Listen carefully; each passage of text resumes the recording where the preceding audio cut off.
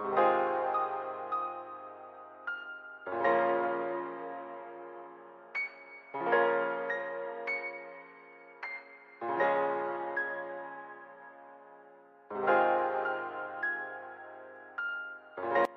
right, hello everybody, welcome back to the stream. Sorry for the delay, I had some technological differences.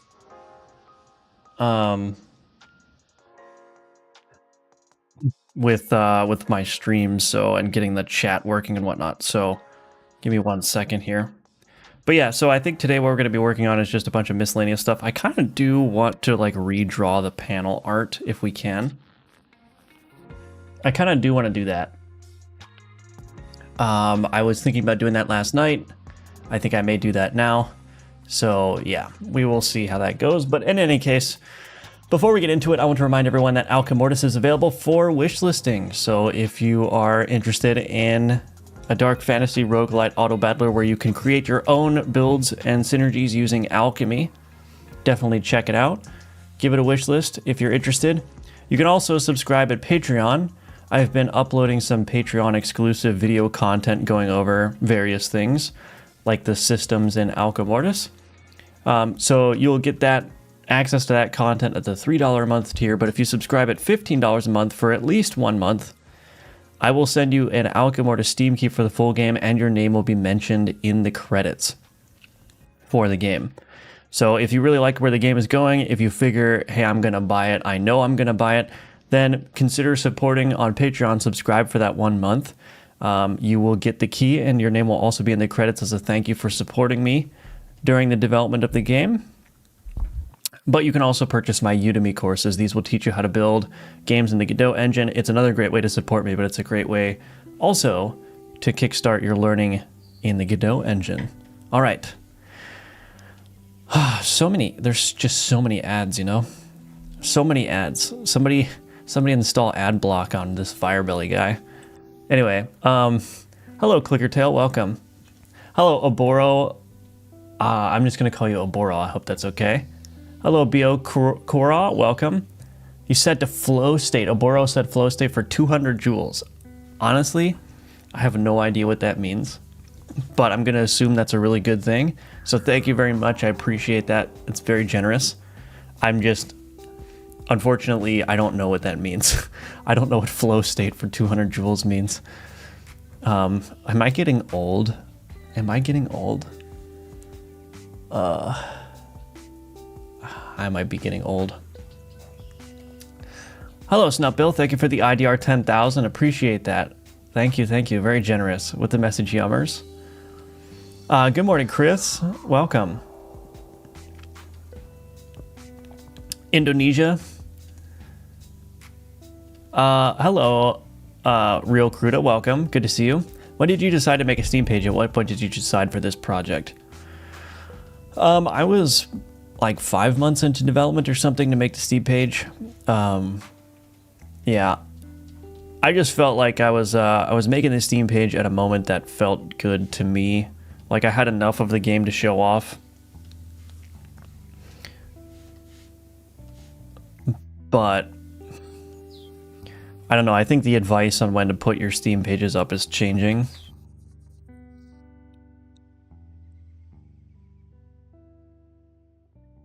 Let's see. New panel art. Let's just do this for a second. I want to see how this goes.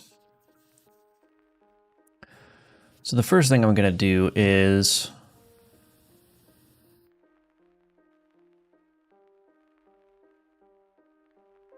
let's go into the game here.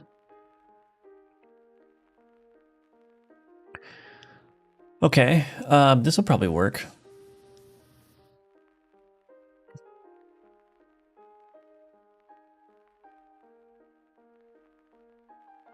You're pretty confident then?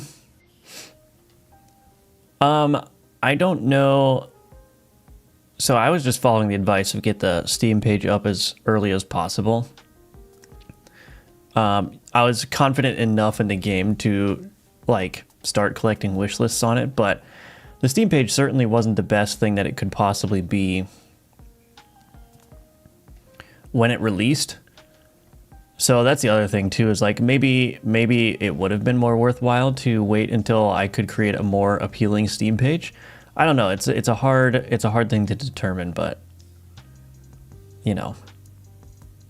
Okay, so I'm gonna need this. So we're gonna go in here. Wrong one. Oh, please don't tell. Oh, it didn't save. Why didn't it save my screenshot? Now I gotta go do this again. Oh, probably because the pause menu. Debug helpers.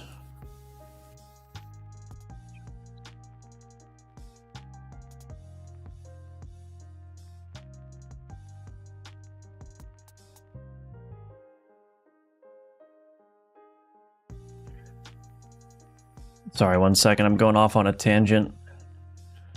Is this not set to process always? Is that what's happening? Yep. Change that to process always.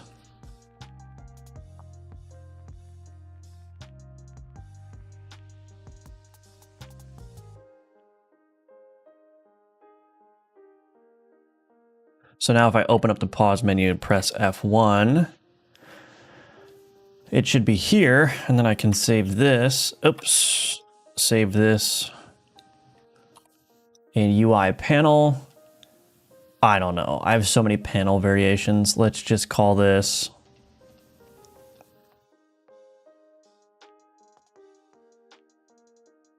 panel alternate. Panel alternate underscore 1 underscore v2 parentheses 0 close parentheses. That's what I should call it. Anyway, hello, Wuius, welcome back. Kepa Radioactiva, welcome, good to see you. Emerson, welcome back. How many scenes do you have in this project? And how do you balance that growing number of scenes versus what you dynamically create in code?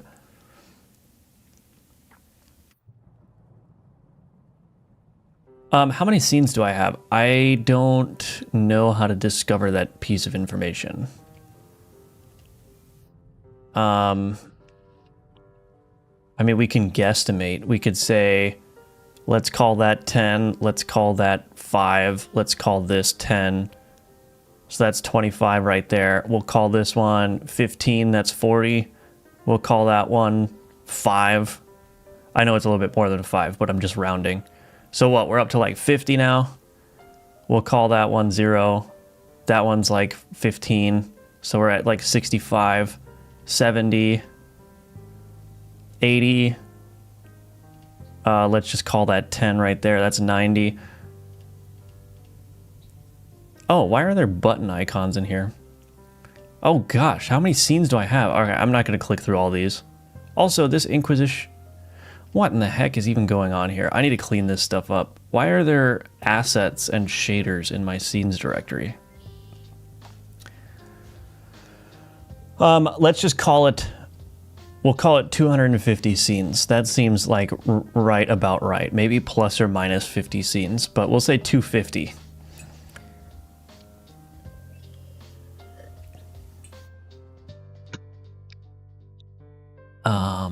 Delete. Oops.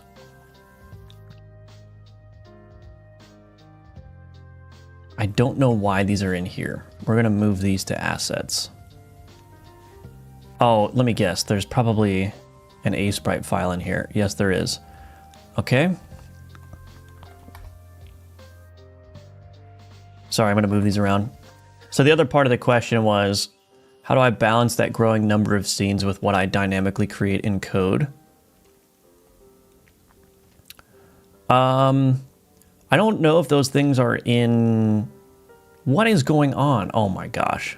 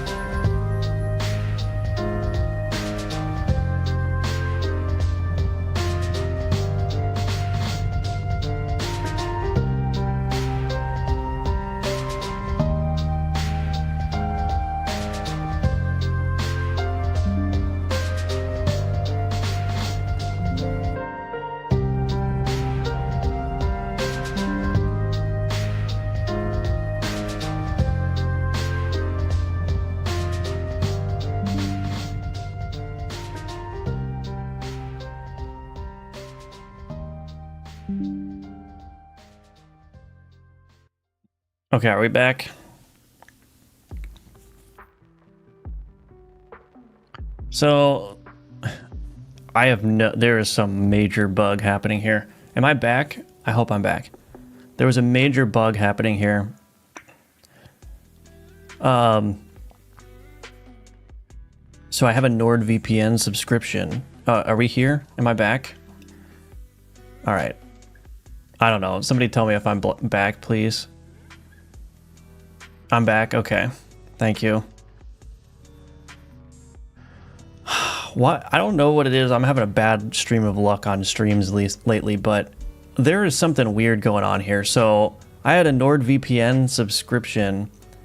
When I was trying to open this assets folder, it kept starting NordVPN, and now it's opening FilePilot, which is like, I don't know, there's something really buggy, but I was clicking this and it was starting NordVPN. Like, how is that even possible? I don't even know why it's opening FilePilot here, honestly, because that doesn't happen anywhere else. Oh, I guess it does. What in the heck is even going on? Anyway, so I just took a moment to uninstall NordVPN. I'm like completely baffled. Like, why would... First of all, I don't know why this is opening FilePilot from the Explorer. That's incredibly weird, but it wasn't even doing that. It was opening NordVPN, so just Windows things, I guess. Anyway, what was I doing? So I'm going to take the buttons.asprite. I guess I just can't, like, go in here. Let's see, UI. Oh, wait, we have a buttons.asprite here, too.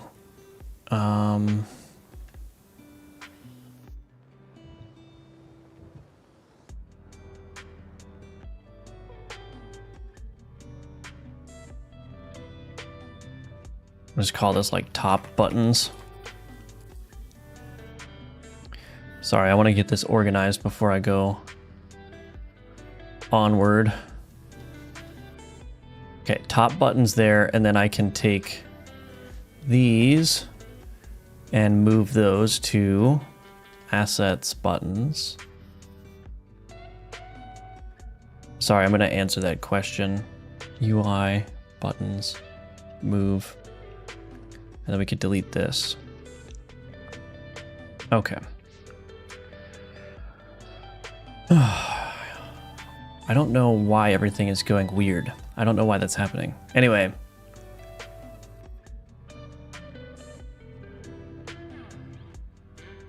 We'll add all of these except that one. Okay, clean up. Anyway, so the question that I was trying to answer, how do you balance that growing number of scenes with what you dynamically create in code? I don't think those things are in conflict at all. Like, I don't think there's a tension between those things. I think those are two totally different considerations. Basically, all my scenes are like the smallest unit of like what can be represented by that scene. So, for example, in my card tooltip, I have a bunch of stuff that's just placed in here, you know, a bunch of nodes just to define how the tooltip is laid out. But when I have a variable number of elements, like the ability list here, those are split out into their own scene so that I can just instantiate one of these scenes per ability. And then I expose like an API to configure the abilities in that. So I don't really see the tension between the number of scenes and how they're instantiated in code. I think that those are almost like two separate concerns. Like, I create as many scenes as I need to make it so that I can dynamically construct things in code as easily as possible, right? As far as actually creating like tree structures using nodes in code, I never do that, right? Any time that I need to instantiate or like create a specific tree structure, I'm always doing that with a scene. I never do that in code. Like, I'm not like creating my own nodes using like new node 2D and then like add a sprite 2D to that. That never happens in code. Steam page, nice. Oh, that's great. Good to hear you. Good to hear that, Real Crudo. Hello, Ashwin.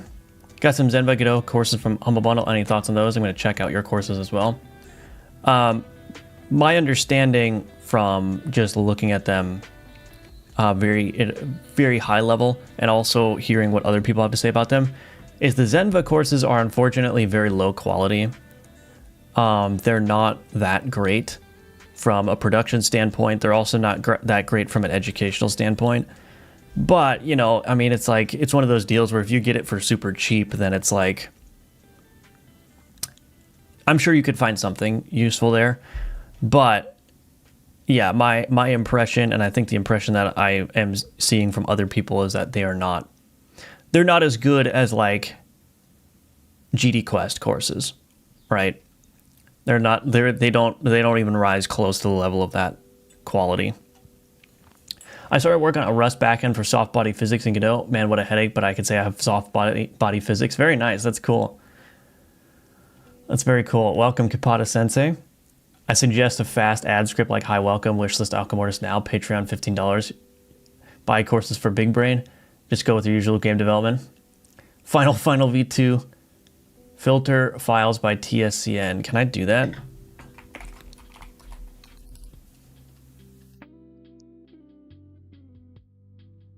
Yeah, the problem is, like, okay, so I can see all the scenes in here, I guess. But the problem is I don't get an exact count, so I'd still have to roughly guesstimate it anyway. I could probably do it. I mean, this is a case where maybe File Pilot would be useful. I don't know, we're going way off on a tangent here, but that's okay. Does this search subdirectories? I'm still getting used to this app. Oh, I can't put an asterisk in there? Apply filter to folder.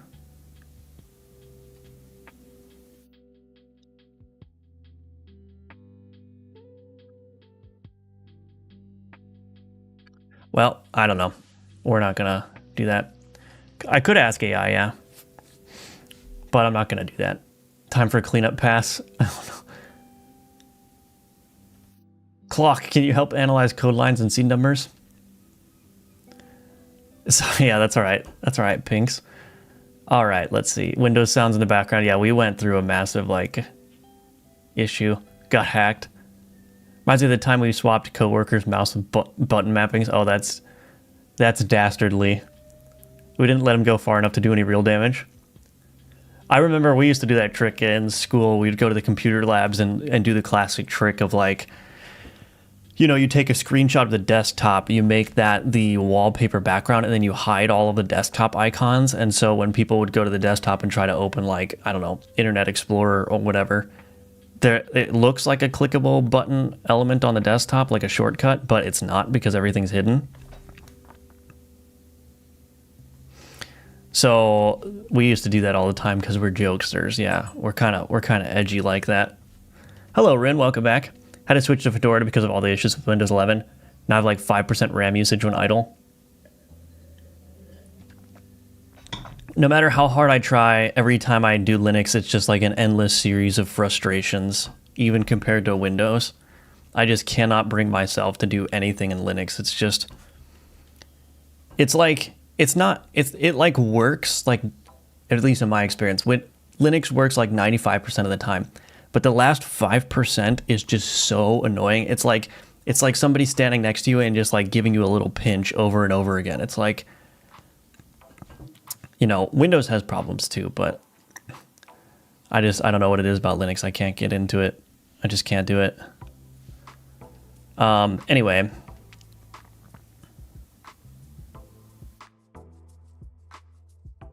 Three months of waiting, possible it's micro tears in my tendon. Oh, that sucks. Also, the other thing is, like, I don't really care about idle RAM usage, because, like, my whole thinking on this is, like, I have the RAM. Like, I've got 64 gigs of RAM. Like, you better be using the RAM. I didn't buy the RAM so that it sits unused. I bought the RAM so you could gobble it up. You know what I mean? So I've never really understood this whole, like, concern about, oh, Windows is using 20 gigabytes of memory. It's like, yeah, but I have 40 gigabytes of headroom. Like, what else is the RAM for? Like, it's there to be used. Like, Windows could put all kinds of garbage in the RAM. If it's going to make my experience better, I don't care. Like, that's why it's there. That's why I have the RAM.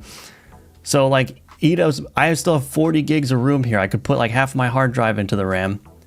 No, that's a joke. But I understand if you're like RAM limited. Like, if you've got a limited amount of RAM and Windows is using way too much, obviously that's a problem. But in my case, it's like I bought it to be used. Like, you gobble it up, you know? Chrome, you want a gigabyte of RAM for your web browser tab? Have at it, you know? Go nuts. Here's all your RAM addresses. Anyway. All right, let's get into what I actually want to do.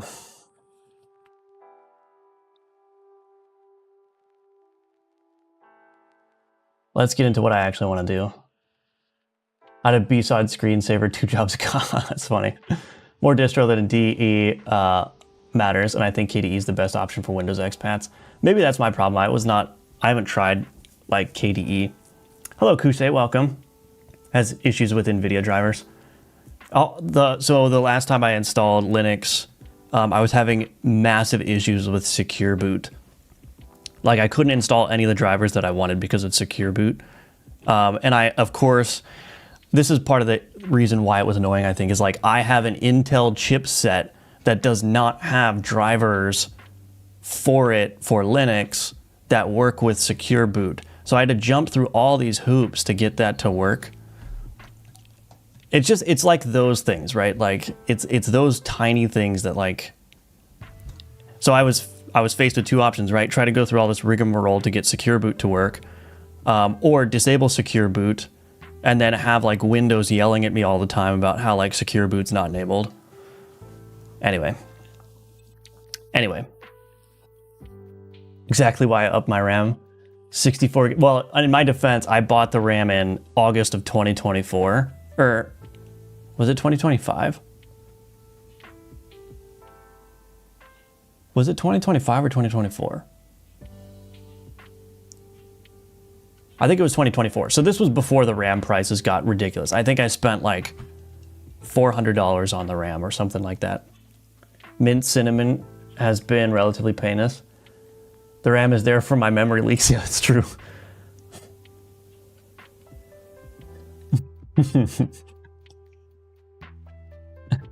What is everyone's go-to browser? I use Brave. Probably most of that RAM usage goes to the very close. Yeah, the Copilot task. Well, I tried my best to disable everything Copilot in Windows, but I'm sure I did not succeed.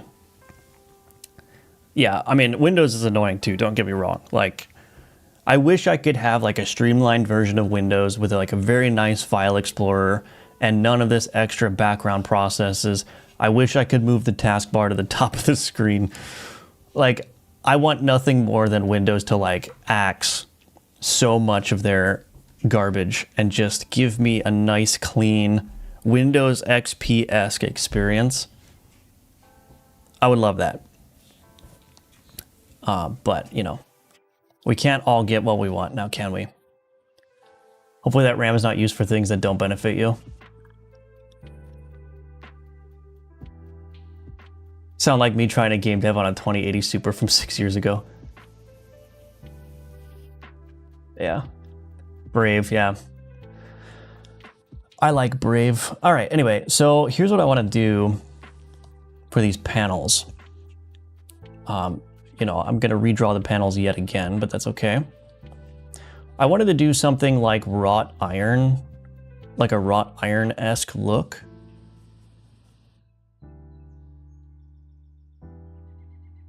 So I'm thinking for that, what I probably want to do is like these. So I've redrawn these panels a couple of times, but I do think it's really important to get these panels right because, you know, they're part of the visual presentation of the game, and I want everything to be nice.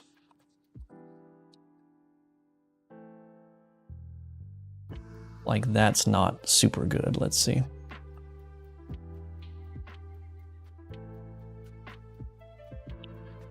So I want everything to be super nice, and I just want to put a lot of effort into making the game look good. across every dimension. And if that means that I have to, you know, if that means that I have to redraw the panels 5 times, then that's what I'm going to do.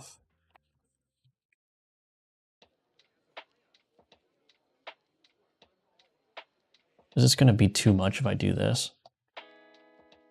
Honestly, that kind of looks cool.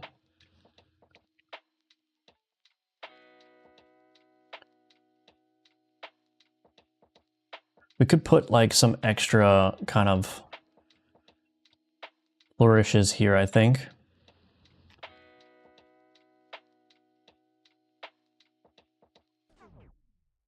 Let's merge this down.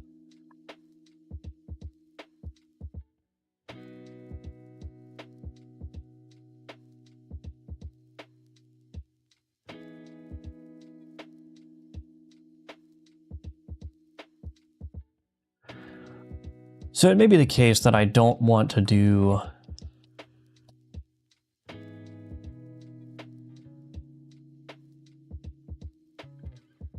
yeah, here's what I'm thinking. I'm thinking we make this tileable, but every so often we have like do something like this.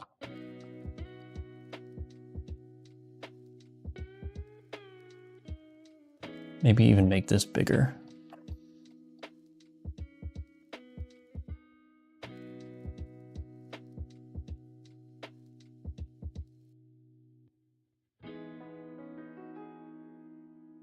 Yeah, something like that would be cool. So we make this tileable. And honestly, we could probably make it, because a lot of these panels are going to be relatively big. So we could probably make the distance between each one good. And the other thing I could do is I could actually invert this to give this a little bit of extra variance.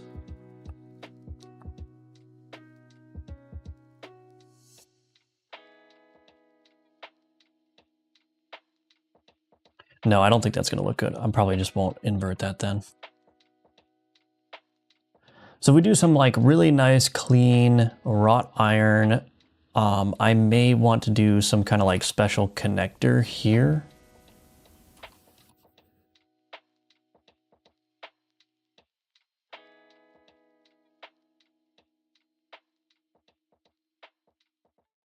Now I'm almost wondering if I should get rid of this one and just have this be like some kind of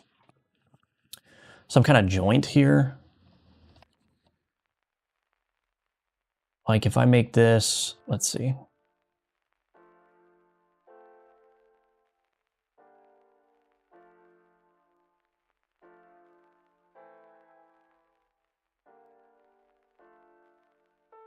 That might work. Let's see.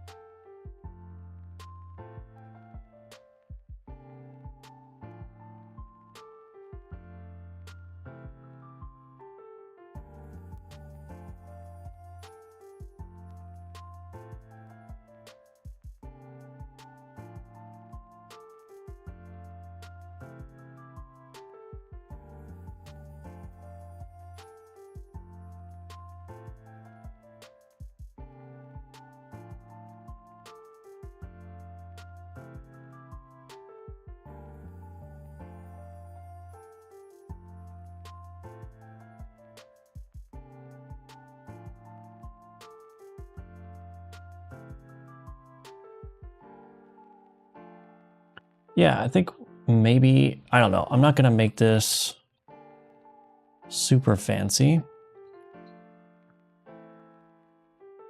Just want to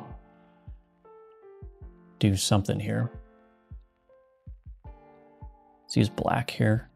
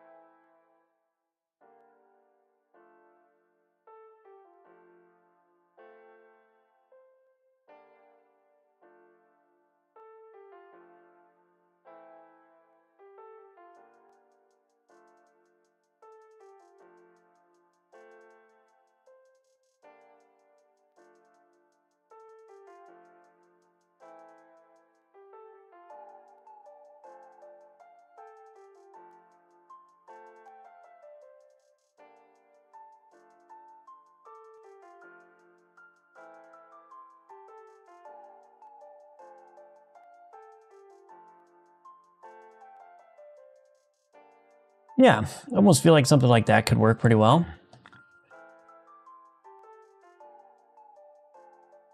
And then, of course, we would have to flip it. So we would copy this, paste it, flip it, and then this would go...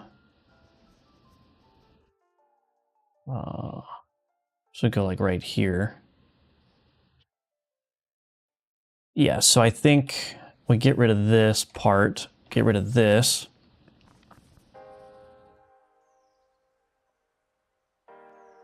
Oh yeah. I think that could look really good.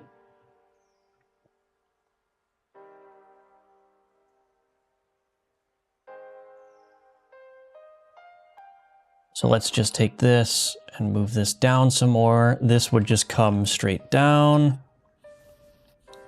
like that. I want to match the style. Okay, and then I copy this, paste that, swap it around, get rid of this.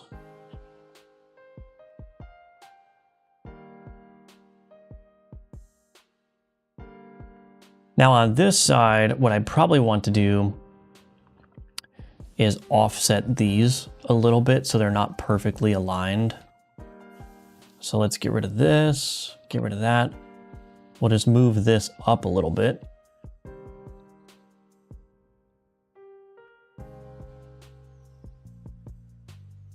And there would need to be like another one here, but that's okay.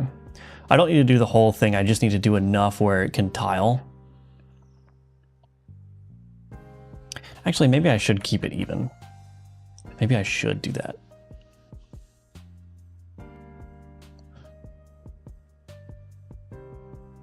Okay, now as far as like the bottom and the top go, do I want to break this up with anything? Like, do I want to take this and just do something like that?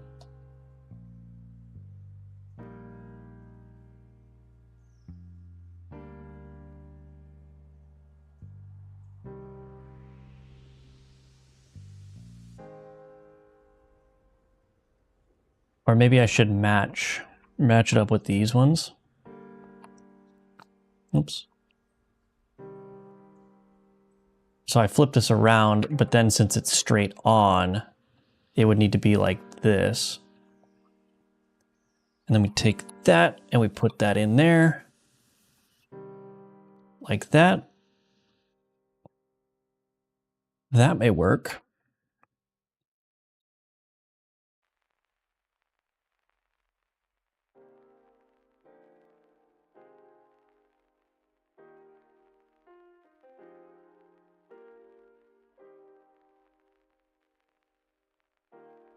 It looks a little thick though, so I may shrink it a little bit.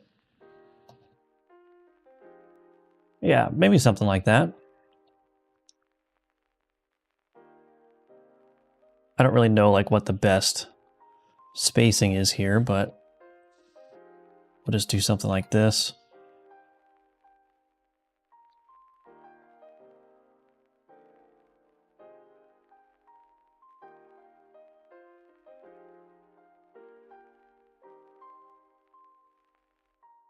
Honestly, maybe I don't even do this. Maybe that's too much noise. Maybe I just keep it as a straight bar. Because one of the problems I have with the existing panel is it's a little bit too noisy. So if I could just do something that's decorative, but that doesn't have a lot going, like too much going on, I think that'll be okay. So then this would need to go across here because the header will sit on top of it. So I still need to fill this part in. Yeah, I think that will work. Better hope you're not complaining for someone playing Alchemortis with 8 gigs of RAM. Well, yeah. Alchemortis only uses like 200 megabytes. Or spyware. NVIDIA card on my PC, got the PC a long time ago, and back then I didn't think about eventually switching to Linux because Windows 10 was decent. At least I managed to upgrade the RAM before the RAM apocalypse. Hello, Bit Beginnings, welcome. Another day in Alchemortis Live. Hello, Opacheco Studio. I think anyone can make RAM of your own this day and age. Oh, probably not. I mean, I think it's like, it's possible to make RAM, but that is more so like, I've seen like electrical engineer hobbyists and whatnot make like, you know, 4 kilobyte RAM out of whatever switchboards and stuff. But definitely not the kind of RAM that you could buy at the store. Definitely not. Hello, Ninja Link. Good morning.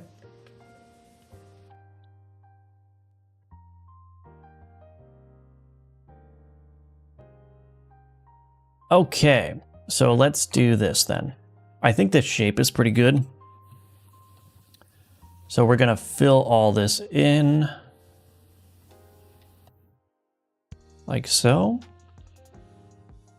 I think this is gonna look real clean. I think it's gonna look real clean. So we get the base color down. And now we can just do very, very basic highlighting. And I'll make it look, I'll add some variety to it later. But we just want to get the basics down first to get an impression of how it's going to look.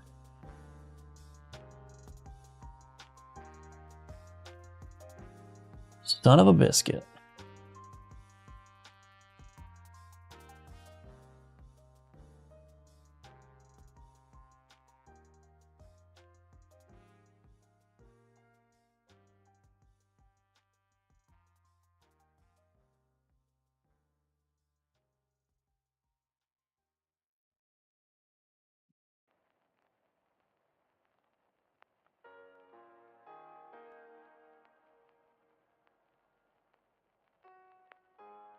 Okay.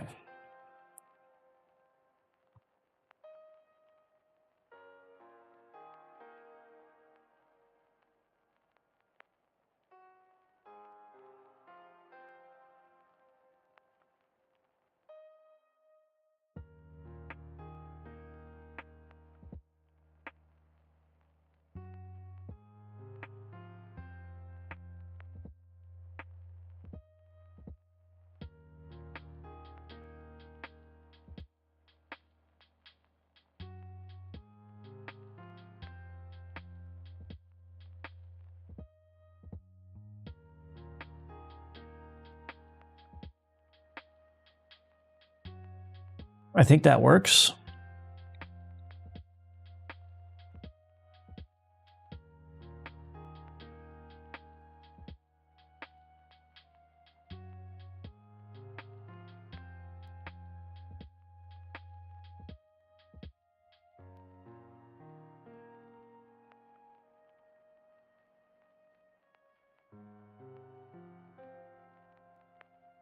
Yeah, that's probably fine. And then for these ones, we basically fill this in and do that. That'll work. Probably make it look slightly different on each one just so that it's not exactly the same. We'll do this one. The other thing I want to do probably is make sure that all of these are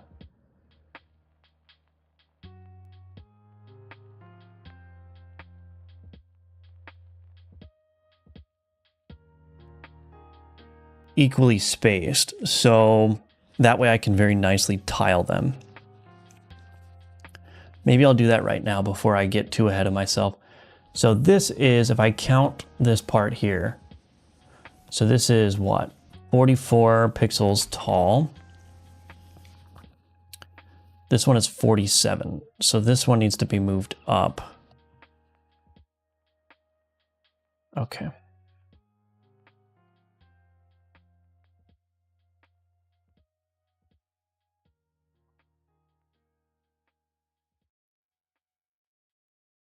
Is that right? 44. Yes. And that moved that one up too. Okay, perfect. How big is this one? This one's also 47.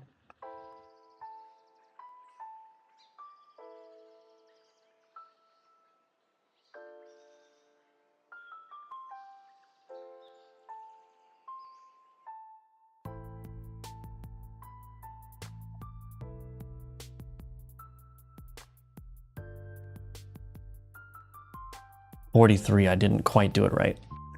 Okay.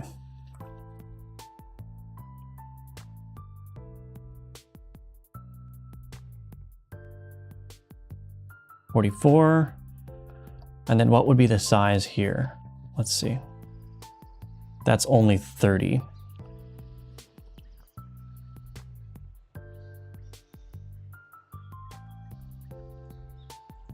I need to go 3 more pixels down. Okay, let me just make sure that that's indeed gonna work. Just draw these.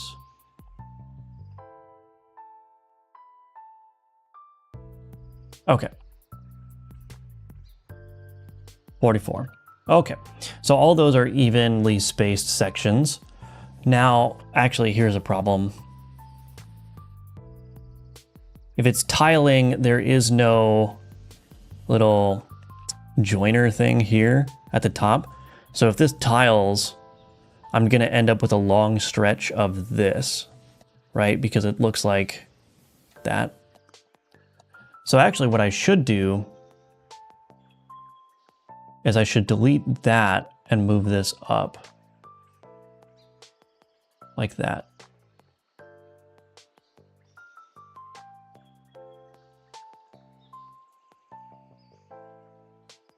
So that if it tiles in the Y direction, it will retain that even spacing. Okay, so I think that's right. We'll fill that in. And now it's just a matter of doing some extra highlighting. I missed highlights down here.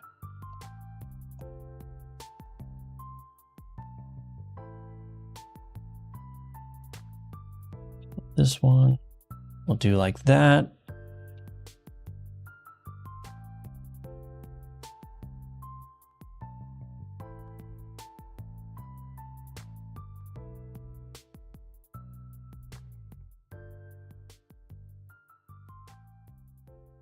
Yeah, that'll be fine. Fill that one in. Bring that around.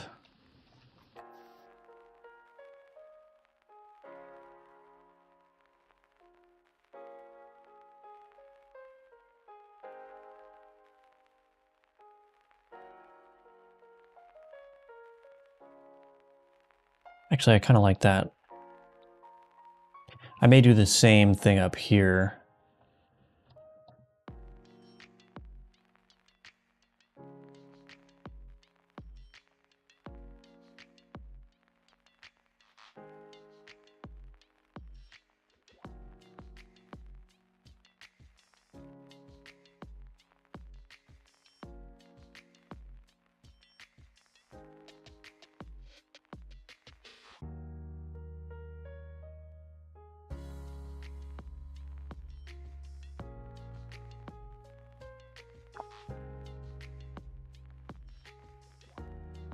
Okay. How does that look? Yeah, I think it'll look fine. I wish I had a better way of seeing this, but that's right. Scary thing, there's like 1 or 2 companies that make the machines that make the RAM. Yeah, that's true. Yeah. That is definitely true. Have you seen the new Steam changes with the personal calendar? What a good time to be indie. Yeah, I mean, I don't really keep up with all the new Steam features. Maybe I should, but I've said this before. My opinion is that, like, I think that whatever Steam is going to do to change game discovery is probably going to be good for everyone. Because, again, the incentives are aligned, right? Like, Steam has a vested interest in making sure that as many of the AAA games as possible get sold, but also as many as the hidden indie game gems get sold, right? Like, the difference between Valve and getting millions of dollars in profit may just be properly exposing the indie game gems on their store, right? So they have a vested interest in designing their store experience to be such that they're maximizing sales across every possible genre. And so, you know, I'm kind of the opinion that, like, if Steam ever makes a change to how games are discovered, it's probably going to be a good thing. And here's the thing too, if it's a bad thing, it won't be there for long, right? Because as soon as Valve takes a hit in their profits, they're going to be like, oh, undo that, right?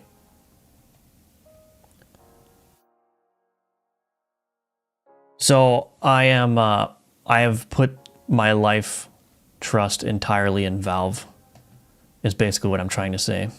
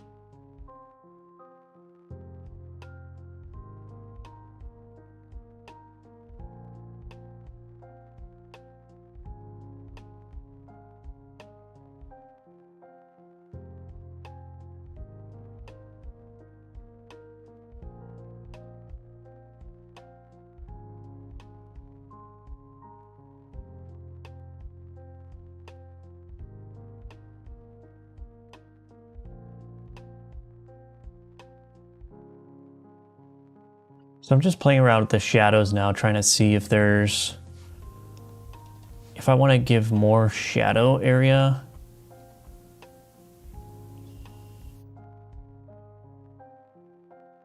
In between each of these things. Do I want to do that? Let's see.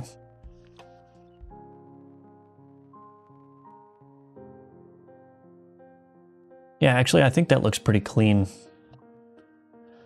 I'm going to want to get rid of that, probably. Get rid of that, probably. Actually. Oh, that looks kind of good, actually. Do that.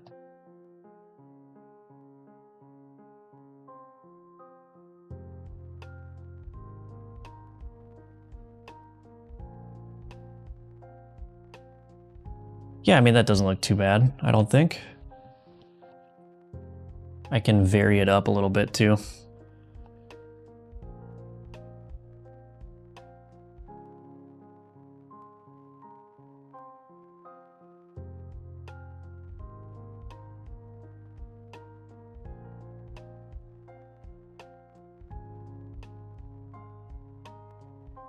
Okay, we're getting there. I'm going to focus on the larger elements here.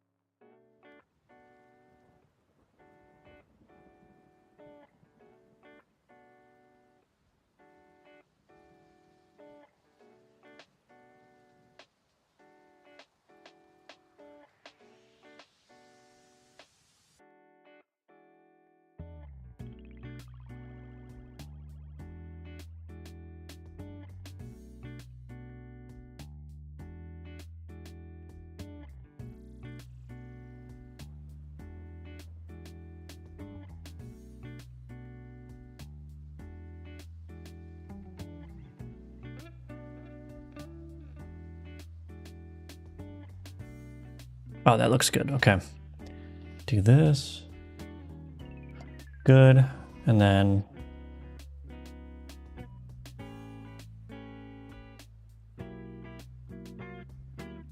yeah, that's probably fine. Okay, let's see how that looks. Well, I can't really tell.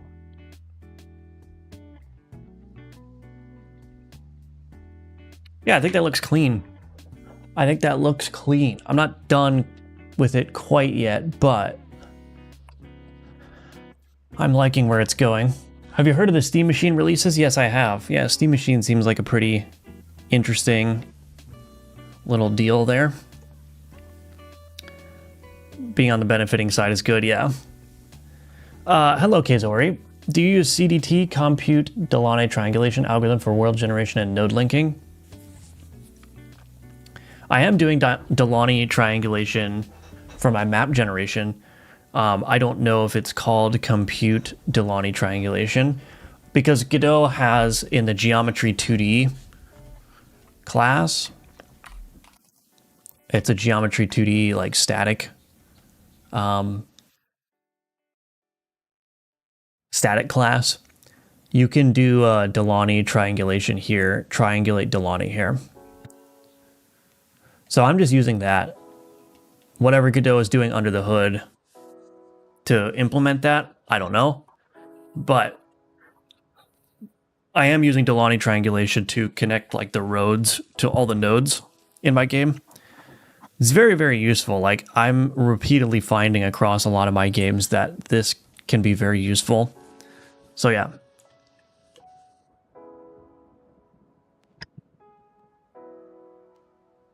Okay. Now the question is, what do I want to do with this?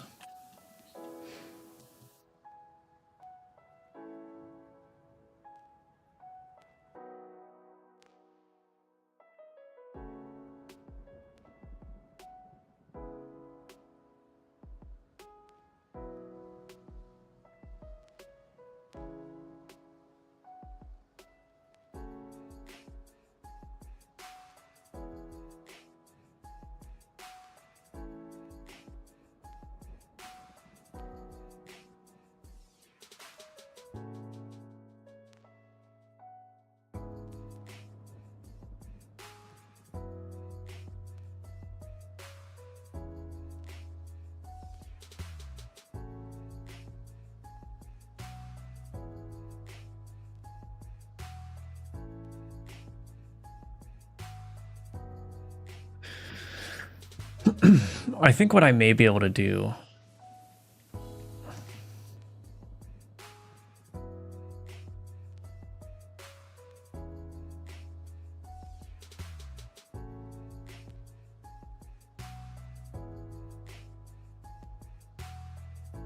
No, that's not going to work. I may just have to keep this super simple.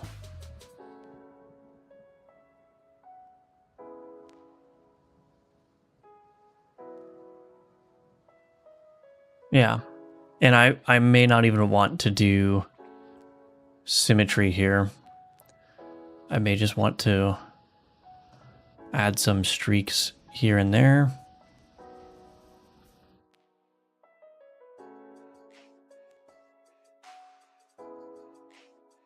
And then the same deal here. I'm not going to make these totally uniform because I think that would look weird. So we'll just go ahead and add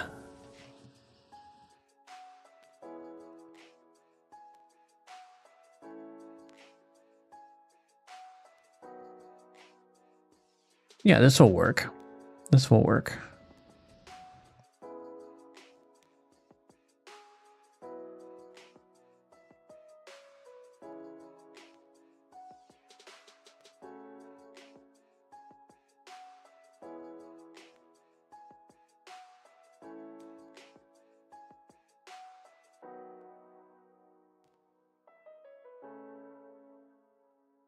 Okay, same deal here.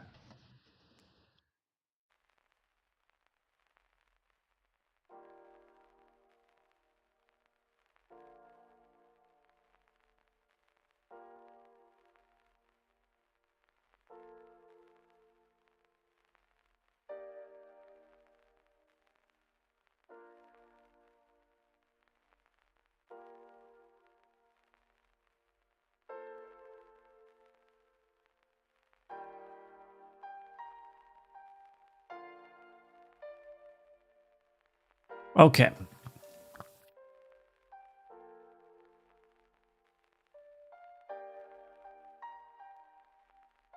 I think this panel is much cleaner. The last thing that I want to do is I actually just want to sharpen this, I think.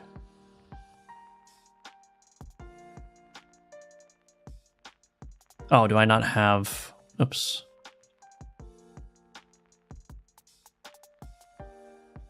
Okay.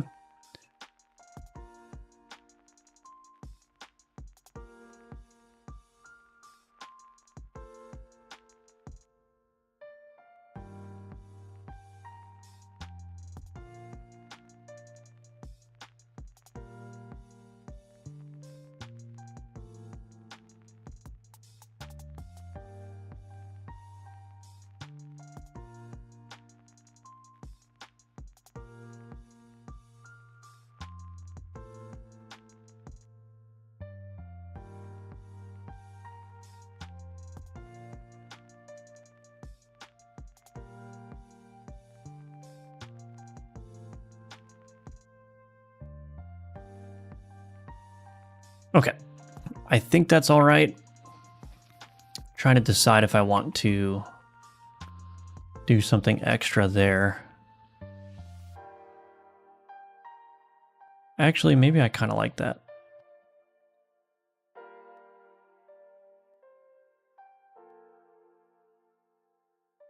No, maybe not.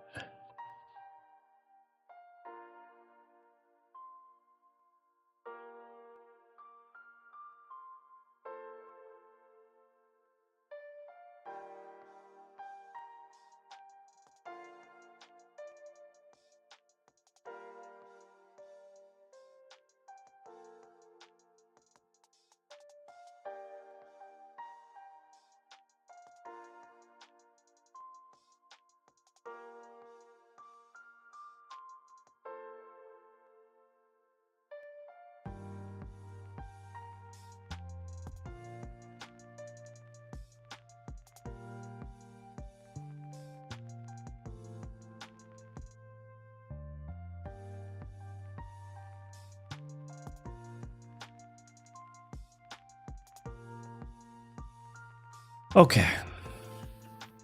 I think we're good. So we could try to implement this. I'm gonna need to do some interesting tiling stuff. But hopefully it's okay. I think it's nice and symmetrical. So I hope it'll just be fine. And we could call it good.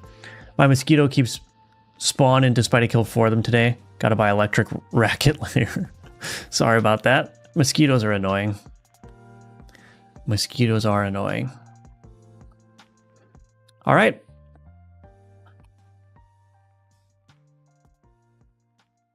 Let's just go ahead and save this, and then we'll see if we can implement it.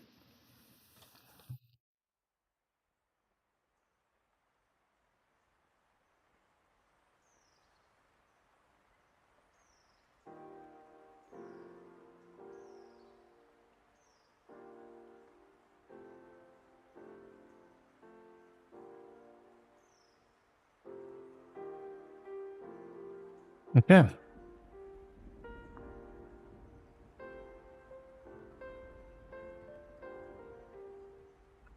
All right, I'm going to take a quick 3-minute break and then we'll integrate this into the game. We'll see how it feels. I hope it's okay, but you never know, right? Anyway, BRB in just 3 minutes and we'll continue on.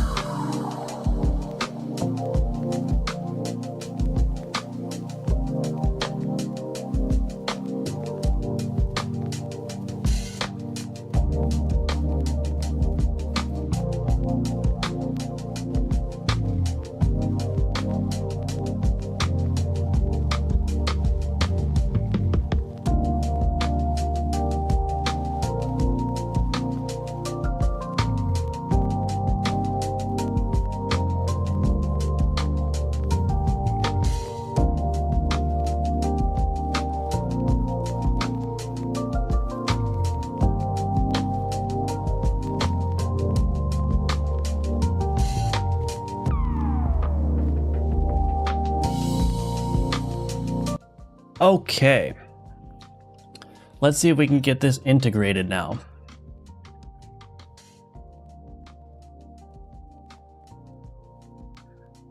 So go into the theme here. We've got panel container. I have a bunch of different panel container styles. Panel container decorative. Am I using this anywhere?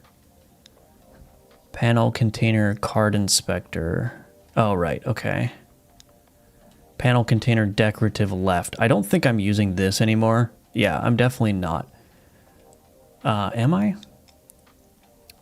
Let me see.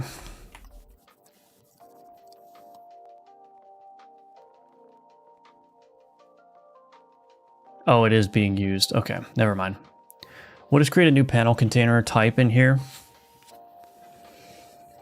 So we'll do panel container. We're going to add a type. We're going to create a, well, we'll create a new base type. Panel container alternate. Add type. Okay. We go here. We say the base type is panel container. Like so. Then we can create a new style box texture. Open this up. We have panel alternate here. Okay. So now we can go to subregion, edit region. We're on pixel snap here. So I bring that over that way. I bring this over that way.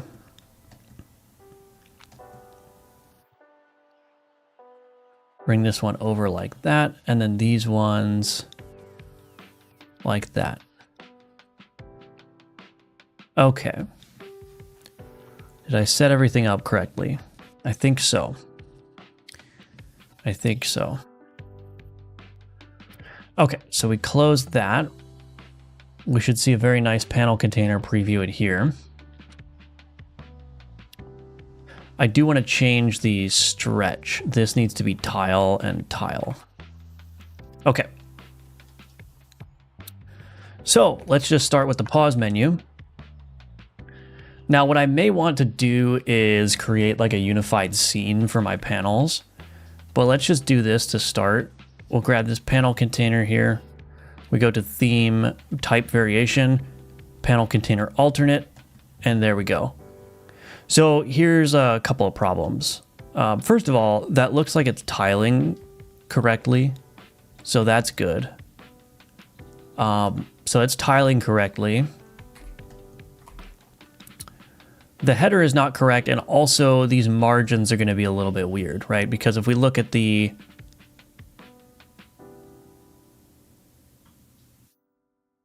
Can I change that? Let me think. I think there's like content margins, if I'm not mistaken. Let's see. Subregion, texture margins, content margins. Here we go. Reduces the space available from the contents from the left. I don't think I can set negative content margins here. Spans the left margin of this style box when drawing, causing it to be drawn larger than requested.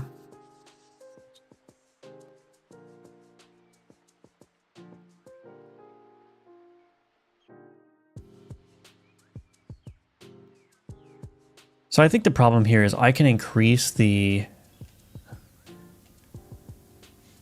Let's see.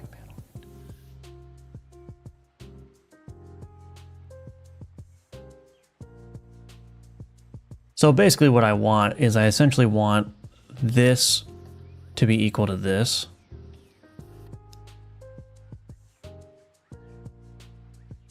And the way that the panel container is set up, it doesn't really support that. Oh, am I looking at the wrong one? Was I editing the wrong one? Panel container alternate. Here. So let's see. Okay, so content margins expands it outward.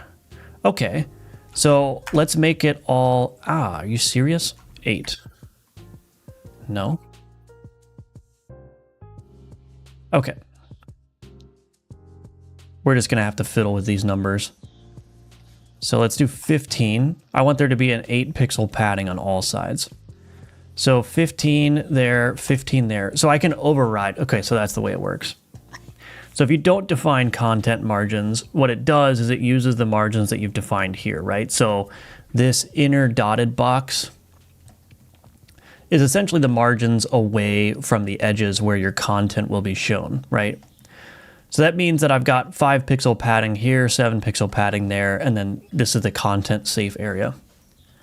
But what I can do is if these are not -1, so I'm assuming -1 just means use the values from the region you've defined.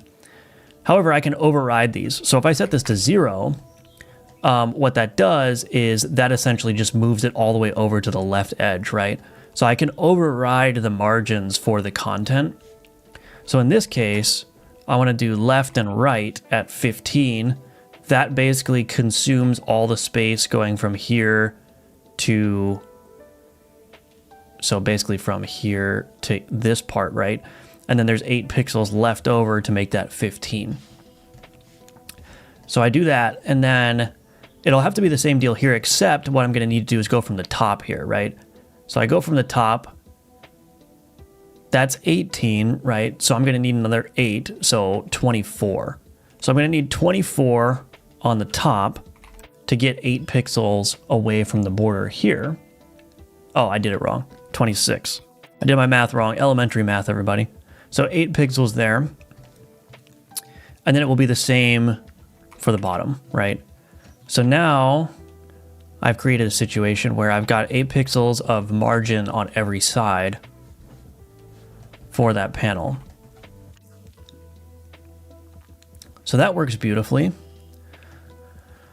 Now the question is, do I want to create like a unique panel scene that contains the header so that way I don't have to, well, honestly, maybe I don't need to do that. Maybe I can just go in here.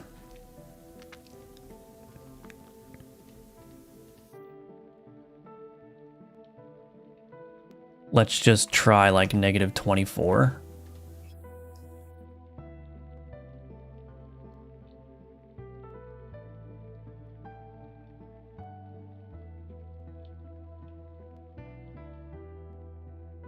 There we go.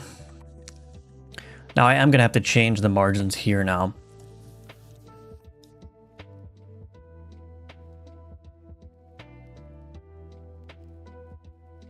So wait, what did I go from? I went from -19 to -25.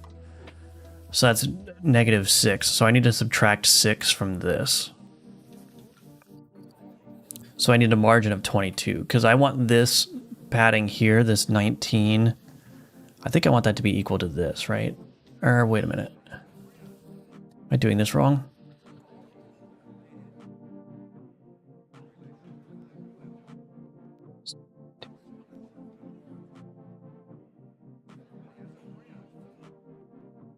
Was this panel wrong to begin with?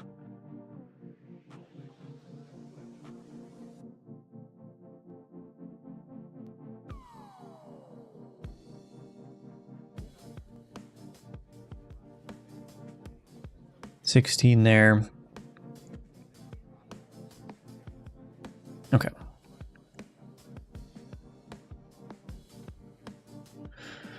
Honestly, I don't even know why this needs to be this wide. Do I have a custom minimum size set somewhere?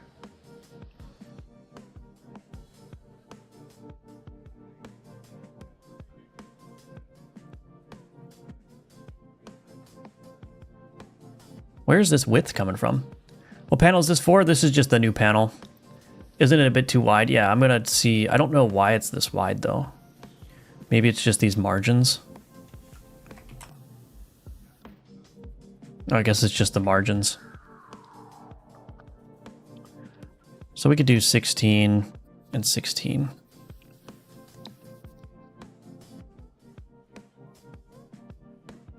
Okay, that should work. UI is hard. Howdy. Hello, Artem. Welcome back.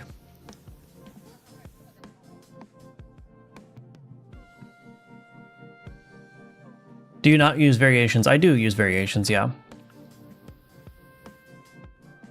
Not for margin containers though. I think variations for margin containers are too, it gets too confusing.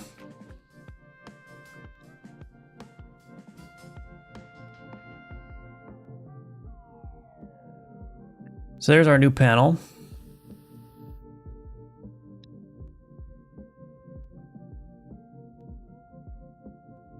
Why does that still feel wrong to me? 16. Oh, because I want it to be 16 from the bottom. Right.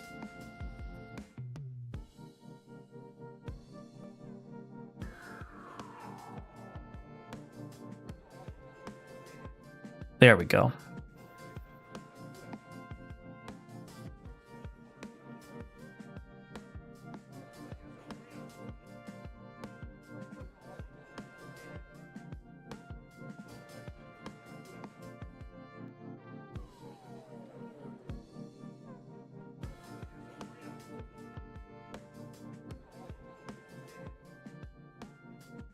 Okay, I think that's better. Think of them like CSS class. Have you tried the shader preview in 4.7? How does it feel? I have not. I don't even know. I have never even looked in how to use it.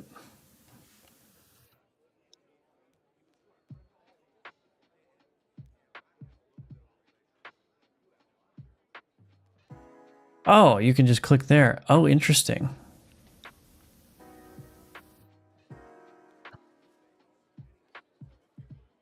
Oh, look at that. Oh, that's cool.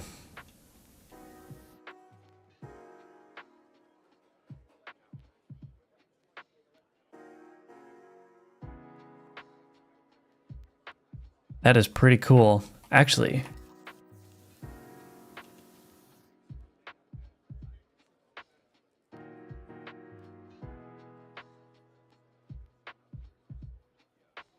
I don't even know.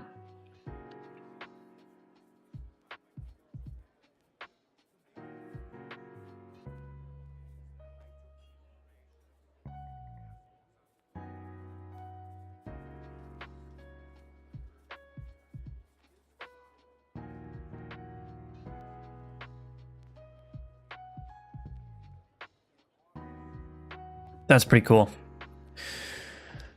That is pretty cool. What resolution is the pixel art in this game? Well, the screen is 640 by 360. The resolution for everything is basically just whatever looks good on the screen. So I don't have like a definitive like resolution. Oh, look at that. I think I like this panel a lot better. What do you guys think? I think the buttons need to be redone.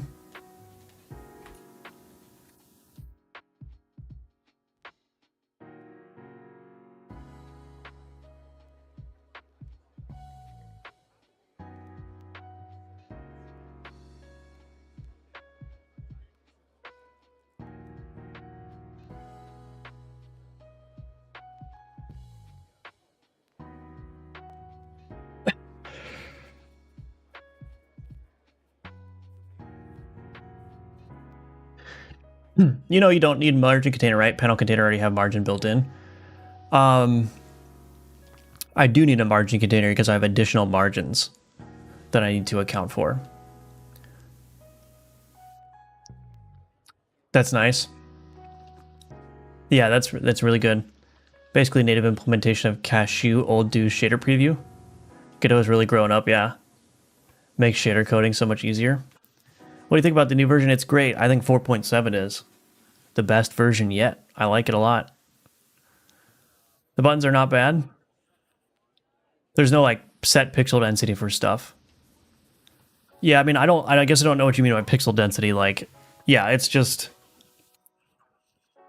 you know, obviously for items that have, you know, that need to be a certain shape, there's a necessary like limit or size that they need to be, obviously, because they need to fit inside whatever item, whatever card they're on. And then of course, you know, you've got things like the, oh, I've got some errors here. You've got some art that's like full height, right? So like this panel here. And then, you know, you've got bigger items like add item, skeleton, dragon, you know, things like that.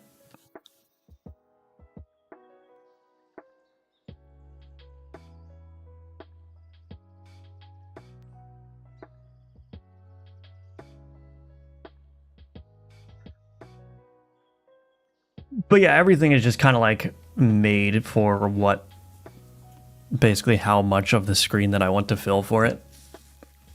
I like the shader tween on the background. Now the button needs SFX to make it more heavy. Yeah, I mean there are sound effects. I just don't have them playing for the stream. Sorry, I'm a newbie pixel artist just learning. Maybe the question doesn't make sense. Yeah, I'm trying to think like pixel density. Honestly, I don't even really know what that means either.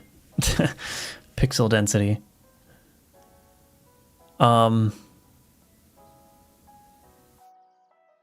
and that just could be an issue with me because like I'm not an expert pixel artist by any means. Like I don't know all the like lingo and terminology. So it may be the case that you're using that term correctly and I just don't know what it means. That is quite possible. That is quite possible.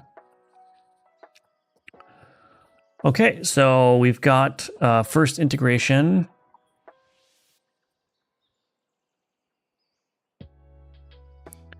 So now I kind of want to decide, do I want to make...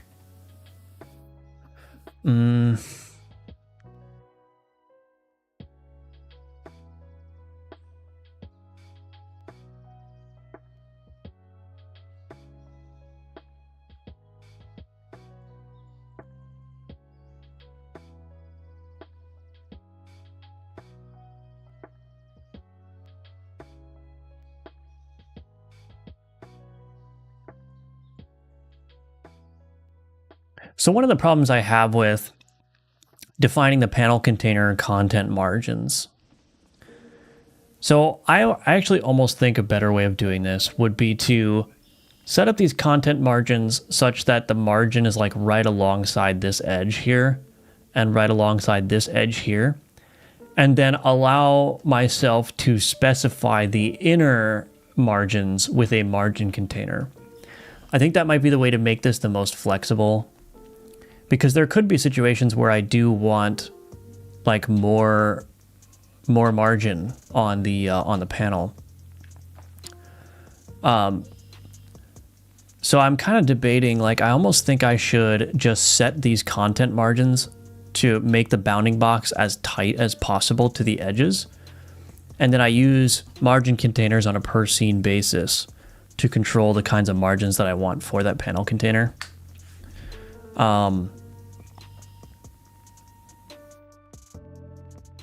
Because it's going to be really annoying. Like, for example, let's say that eventually I have a panel container window, but I want to do like some kind of like top decoration here that fills this very nicely all the way across. If the content margins are baked in to have 8 pixels away from these borders, that is going to make that more difficult than it needs to be. So I might do that because that's going to give me the maximum flexibility. So we want to subtract 7. So I do like that and I do like that. So we put the margins right up against that. And then from the top, we want to also do 7.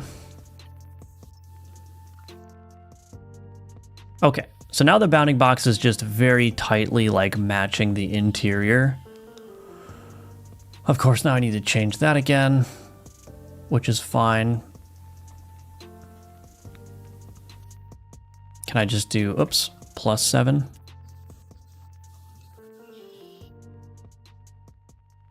Yeah. And then in here, this margin container, we set this back to 16, 16.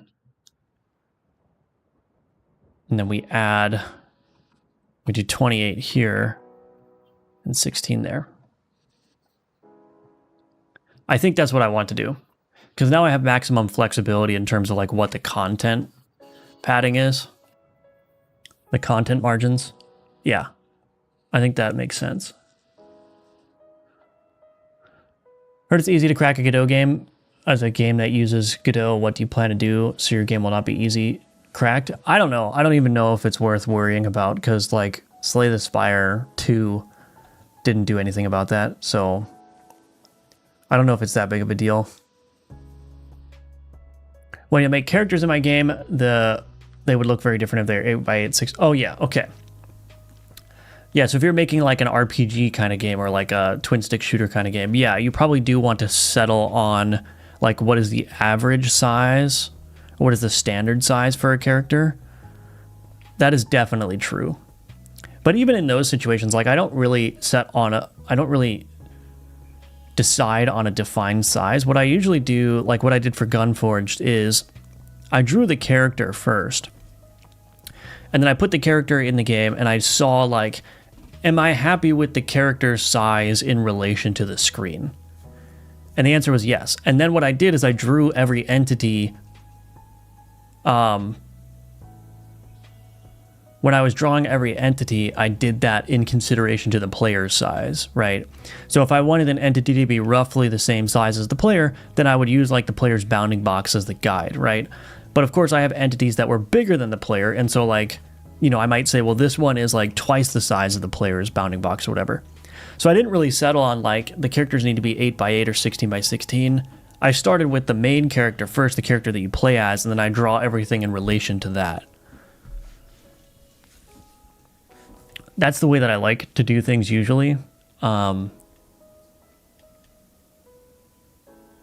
then you don't have to worry about like, oh, am I exactly like 16x16 or whatever? It's just whatever looks good, whatever feels good.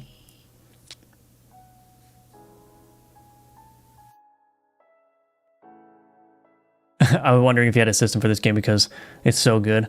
Yeah, like I said, I mean, the main system, I think what I did first is I decided what I wanted each cell size to be. And I settled on a weird size, which is 18x18. So all the cells in my boards are 18x18. And so that's kind of like the size that I use. So a 1x1 item has to fit into an 18x18 bounding box, but that includes the background art, right? That includes this border and the background. So that means that the actual art inside here is something like a 12x12 area, right? So basically each cell of each card is like a 12x12 drawable area. So that means that this skeleton warrior is 12x24, right? The leech is the other way around. It's 24x12. The skeleton dragon would be 36x36, right? I think that's correct. I could be a little bit off on the number.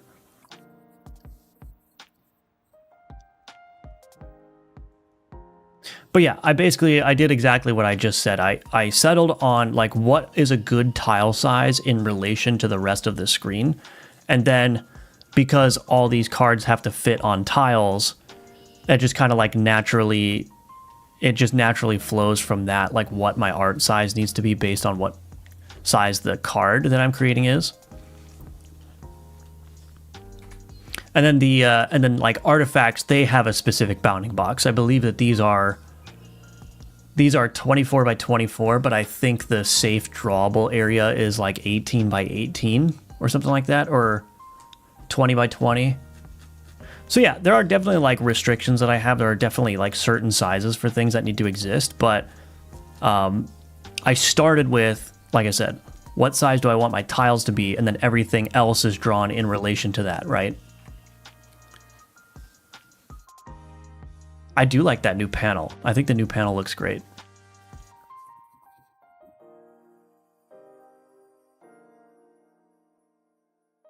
Having a smaller canvas size is definitely like, it can be easier and it can be harder. I think that my recommendation, if you're starting pixel art, is like, and I said this in my pixel art video, is start with a very limited color palette. I actually recommend starting with a 1-bit color palette first, just black and white, or whatever two other colors, like light green, dark green, whatever two colors you want to use. And then do something small, like start with like 16 by 16, because those give you enough constraints where you know for a fact that a 16 by 16 based sprite that's drawn in 1-bit style, you know for a fact that that can look good because you've seen games use that kind of style that look great, right?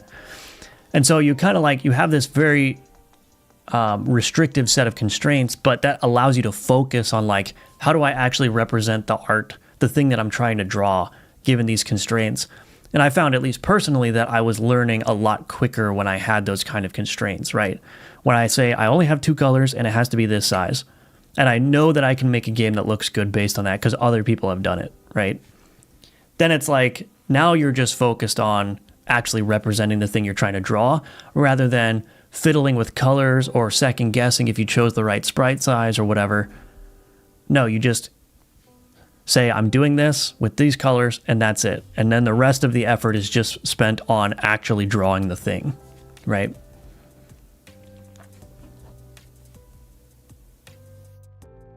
The majority of people aren't going to pirate your game unless it's ridiculously priced. You know, I was thinking about doing something like, you know, if I detect that the game is running without a Steam connection or whatever. Like, let's say that the game was built for Steam, but the player's not running it through Steam. I may do something like, hey, I hope you're enjoying Alchemortis, but please consider purchasing it. You know, I'm just an indie developer. Poor me. Purchase it, please, if you like the game. I might do something like that kind of quote-unquote anti-piracy, but I'm not going to like bend over backwards to try to make sure that it doesn't happen. You know, I don't think it's worth the time and effort to do that. Think of funny ways to soft lock the game. Oh, that is... So, Artem, that's just an artifact of how my button works. So, one of the problems with Godot buttons is that the text... You cannot add outlines to the text, but the problem is all of my text has outlines, right? I don't know if you've noticed this when you played the game, but there's actually an outline, a black outline on the text, and then a dark shadow. And this is all of the text in the game. And I think that, like, personally... Like, you can see it here really well, right? I think that personally that adds a little bit of depth to the text. It makes it not feel so flat. The problem, though, is that buttons don't support that kind of text styling. And so what these buttons are is these are custom buttons. These are like my own implementation of a button where it takes the text that should be on the button, but what actually happens under the hood is when this button enters the tree, it actually creates a label and puts the label on top of the button. And then the label can have those shadow and outline options on it. But then I need to change like what the label color is based on the button state. So all of that is happening in here. But it just ends up being the case that it looks wrong in the editor. But when I run the game, you'll see that it's actually properly aligned. So if I open up the pause menu, see how there's outlines around the text and it's centered now? It's because there's actually a label sitting on top of the button. And there's actually no button text configured during runtime.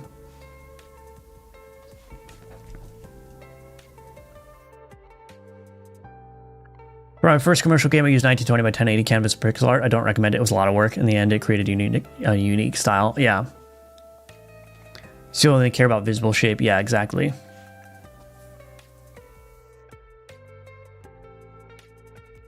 That's so cool. Yeah, glad you like it. Got it. Yeah. All right, so let's put the rest of the panels in place. I'm still trying to debate, do I want to create...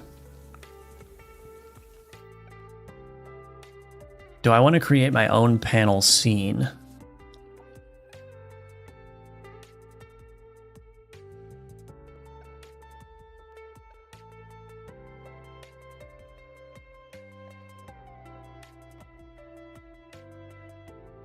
Because I know I'm going to want this header every time. Is it worth the effort? I don't know if it's worth the effort.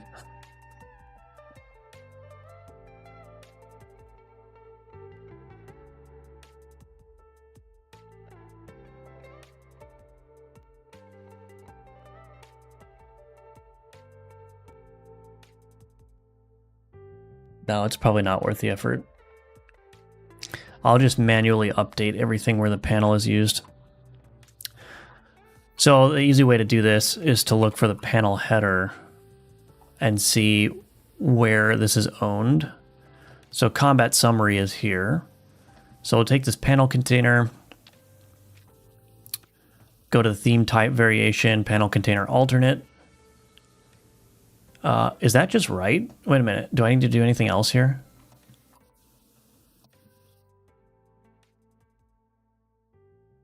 That scroll container may be a little bit of a problem.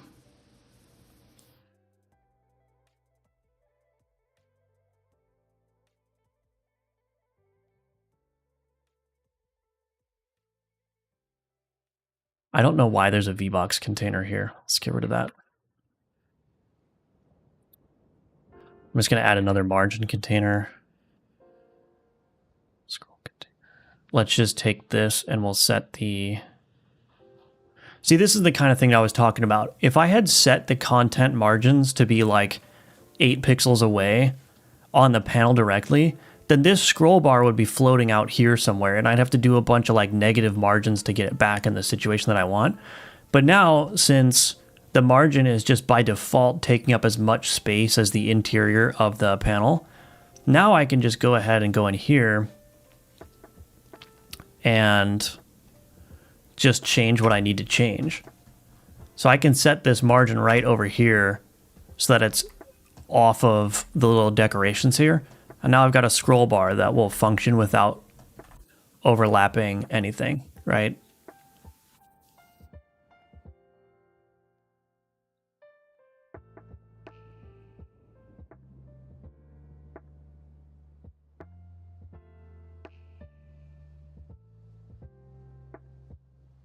Look at that. See, it's nice. And it doesn't clip anything. It's like 1 pixel away from the border.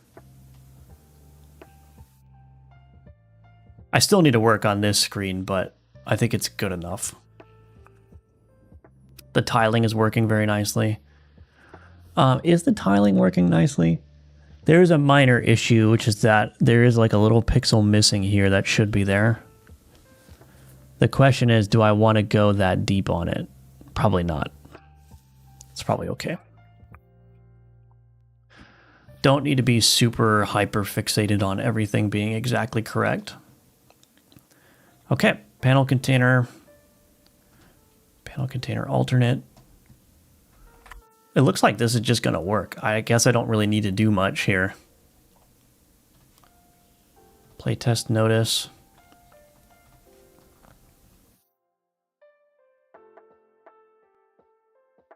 Oh, that panel looks so much nicer. I mean, think it like, look, here's the old panel, here's the new panel. I just think that looks so much better. It's cleaner, it's less noisy. I think it's more thematic.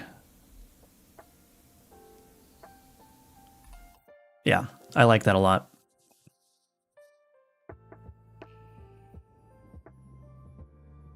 Options, panel container alternate, and then where's the last one? Oh, I fixed that one already. Okay, let's take a look. Funny you should mention starting with a 1-bit color palette, because I think that's genuine art advice to force artists to focus communicating form through light and shadow. Yeah, I think it helps for sure. Can you run tool to make the change visible in the editor? Yeah, the problem is I try not to use C# tool scripts too often, because you can get in weird situations where, like, if you have a null reference issue, it like crashes the editor or like completely screws up your scene. Like, I just don't use tool scripts if I can help it. Like, if the tool script is only to make this text appear nicely in the editor, I'm not going to do that, right? It adds more hassle and complication and potential for error than problems that it solves. So, yeah, it's not something that I really am interested in doing. Oh, it looks so much nicer. I need to redo these sliders too, but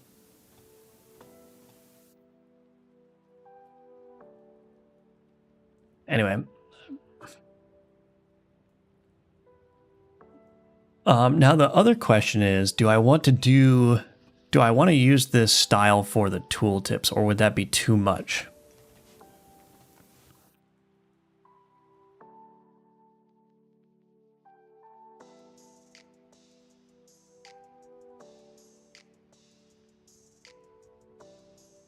Because I really don't like that panel anymore. Like, I'm sick of looking at it. Let's see. It's a little bit bigger, but it may actually end up being okay. And I could create a variant of this too, which does not have the spiky parts at the top. That might work.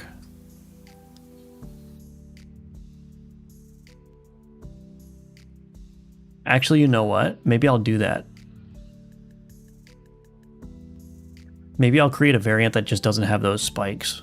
Because this looks, oh, this just looks so much cleaner. It just looks so much cleaner. It's just the spikes are a little bit too much on a tooltip, I think. Yeah, let's do a variant of this that does not have the spikes. Honestly, I can probably just delete the spikes and it would look okay. Using a pack that's really high-res pixel art, so we're using 1920 by 1080 as the canvas, but the majority of the other pixel art assets you find are 16, 16, or 32, 32. I actually really like setting the canvas size to console screen resolution like NES, GBC, GBA. You can create an unbeatable anti-piracy Inquisition boss card. That would be funny. Is notoriety removed from Alchemortis? Yes. Yeah, it's completely removed. The map has been dramatically simplified. It's now just like a directed Slay the Spire kind of style map. I think the difference between my map and the Slay the Spire map, though, is that there's just a lot more going on. Like, there's a lot more opportunities for upgrades. There's a lot more interconnectivity. And the other thing, too, is that there's still the Fog of War, which I've explained before why I have the Fog of War, but I think the Fog of War works really well. I think it adds that extra layer of mystery. Like, the point of the Fog of War is, like, number one, to prevent players from being able to see the entire map at once and then spend 15 minutes not even doing anything except planning their optimal route. So I didn't want that to happen, so that's why the Fog of War is there primarily. But the other reason the Fog of War is there is because it's constantly revealing new options to you as you're moving, right? And so you may be saying, oh, I'm going to go here, and then I want to visit this one. But by the time you get here, you may see, oh, wait, this path has an artifact this way. So instead of going this way, I'm going to go that way instead, right? So you constantly have these decision points being revealed as the Fog of War gets revealed. And I like that a lot. The cell border and table is too awareable. Takes too much attention from the entities that serves the actual data. Yeah, I mean, I'm sick of the combat log, to be honest.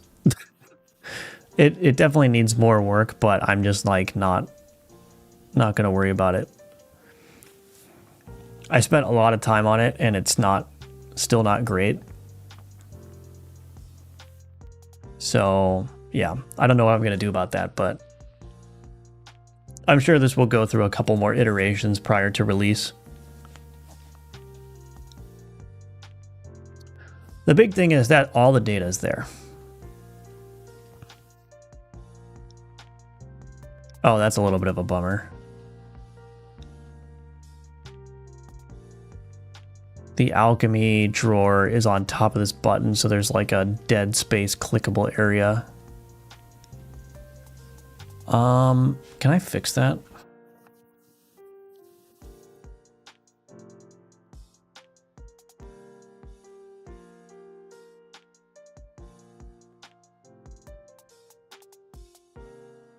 Let's set these to ignore.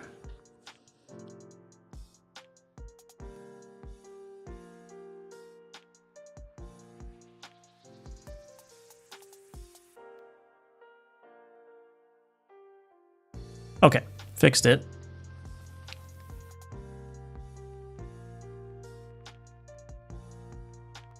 I was wondering why those button clicks felt weird sometimes.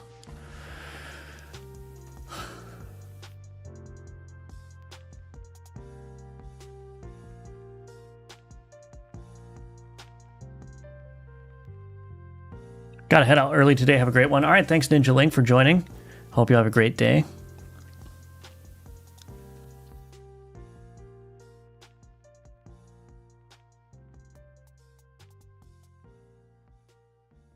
Sticking to consistent canvas settings and dimensions make things look more cohesive. That's true. I'm developing a horror game on Godot using only my phone. I hope it's successful. Well, I hope so too. Good luck with your horror project. Horror is a pretty successful genre. I think there's a lot of potential there.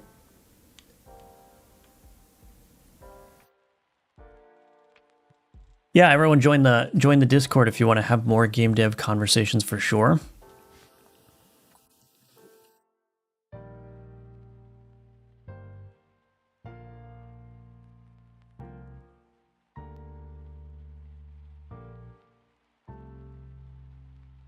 We love to have people in the Discord. There's lots of very, very helpful people in the Discord. It's awesome.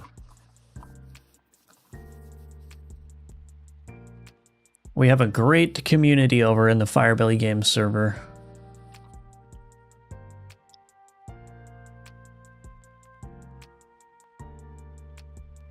Oh, this is going to look so much better.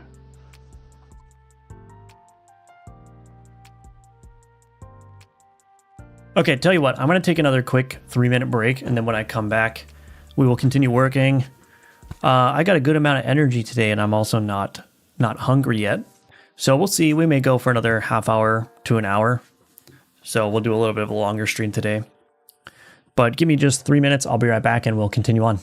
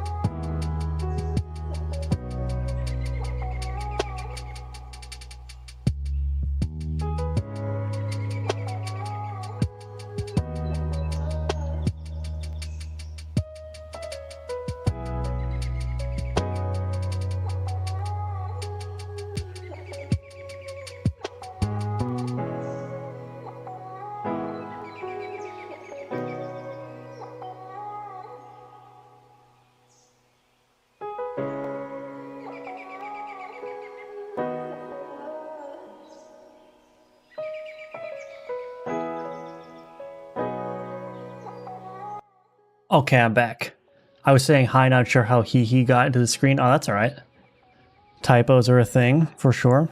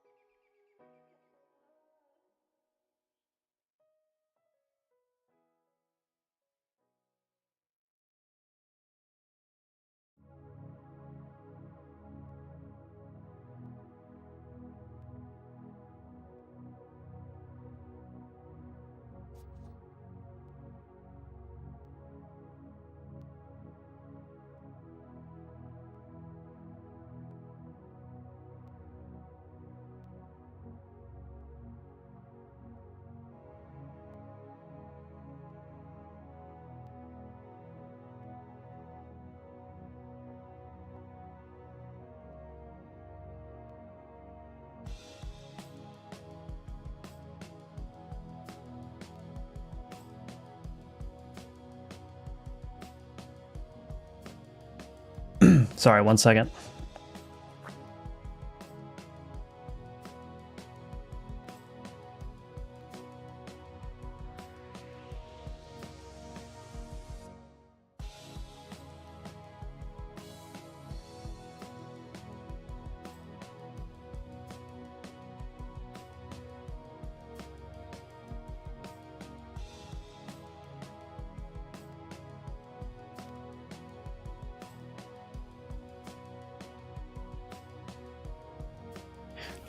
Sorry.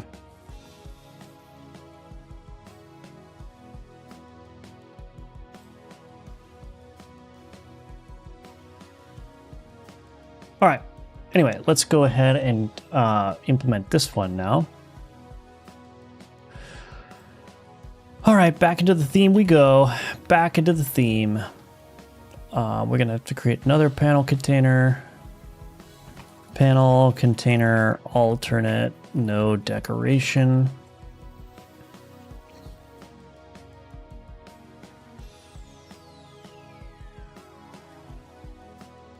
Oh wait, panel container alternate, I did the wrong thing. This UX is horrendous. Absolutely horrendous. Like, you could not have designed a more confusing UX for doing this stuff. Like, it's actually quite admirable how bad it is. But that's okay. We love Godot.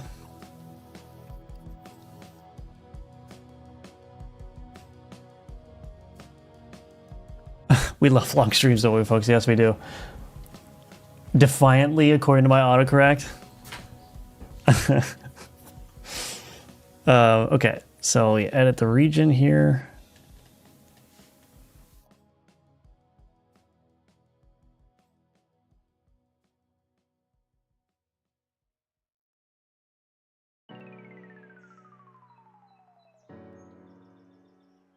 I forgot. Do I do it like this? I think I do it like that, yeah. Trying to remember exactly where I put these things. Here. I think that's correct. I may have to take another look at this one just to make sure. Yes. Okay, I think I did the other one correctly. Cool. So the card tooltip here, we're going to change this one. This just becomes, oh, I'm going to need to change the, I'm not done with this yet. I need to change the, well, actually, we'll go back here. Panel container alternate, no decoration.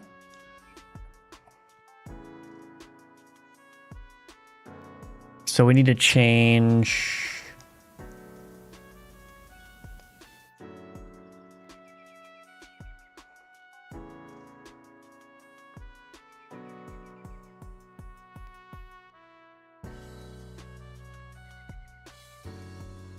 I think I basically just copy these left, top. So we'll do 819. I'm going to need to change the 19, I'm pretty sure.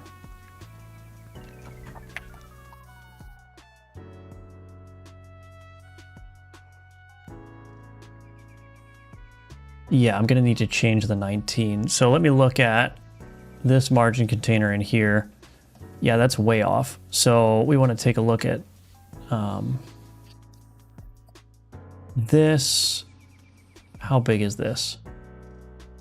So we want this to be 6.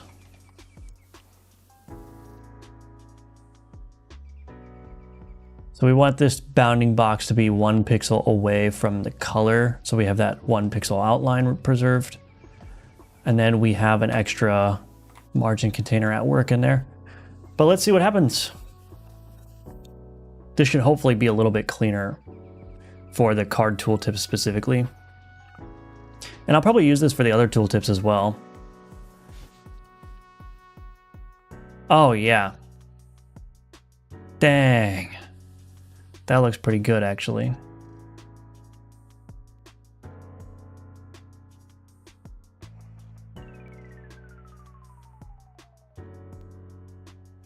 Oh, man. Wow. Look at that. Beautiful.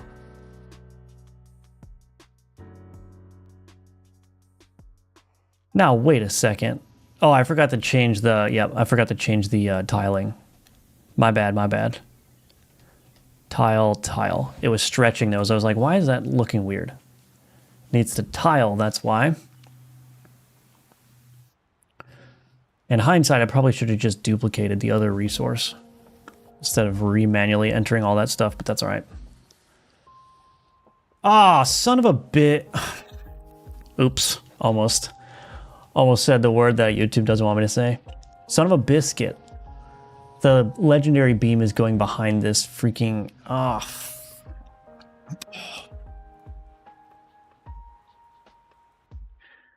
Okay, legendary beam. I gotta fix that now.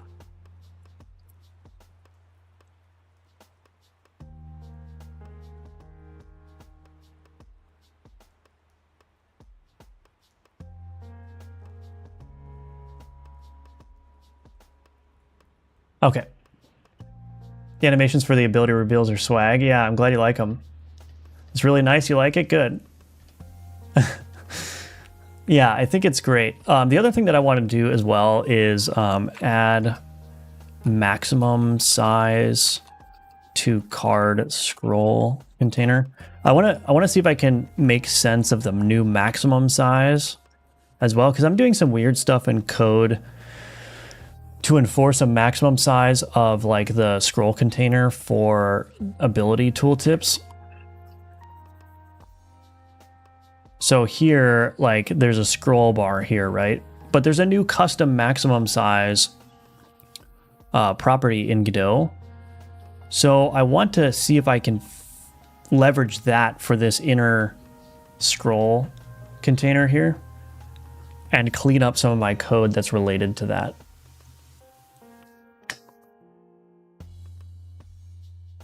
So that might be something that I work on next. But man, I love that tooltip. That looks so good. That looks so much cleaner. Now I gotta change the scroll bar because the scroll bar looks terrible. It's never ending. It's never ending.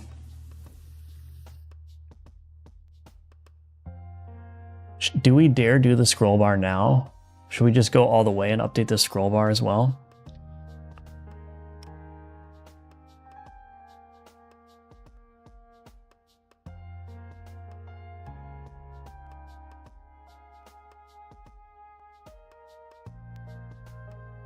The other thing that I need to do is I need to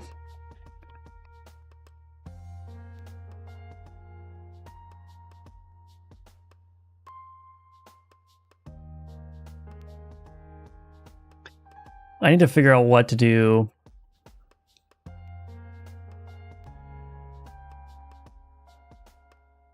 with the board inspector.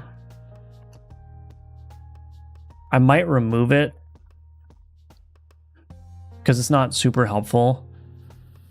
Otherwise, it needs art overhaul.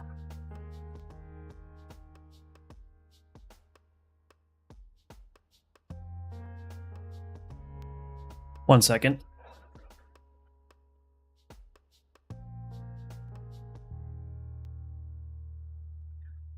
Okay. I actually couldn't do game dev and not curse, yeah. This is Obsidian with the Kanban plugin, Amir. Okay, so I think we can call this good. Add no decoration variant of panel. Okay, so we'll call that one good. We do want to try the maximum size for this card scroll container. So let me figure out what's going on in here.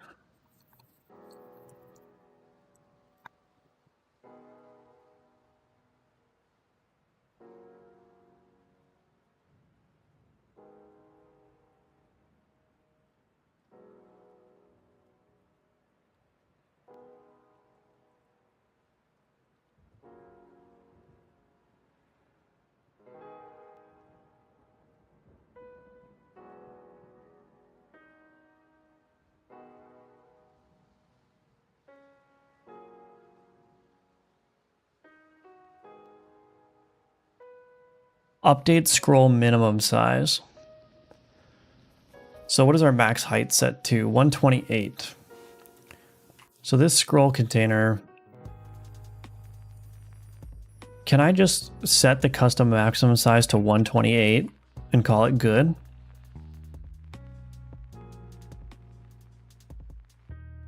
Why does it have a custom minimum size?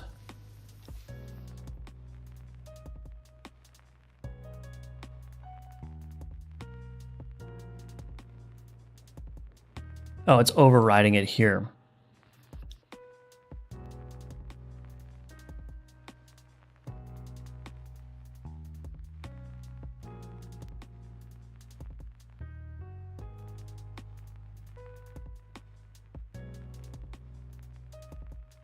See, this is the part that I'm confused by. I don't know how to get the scroll container to grow.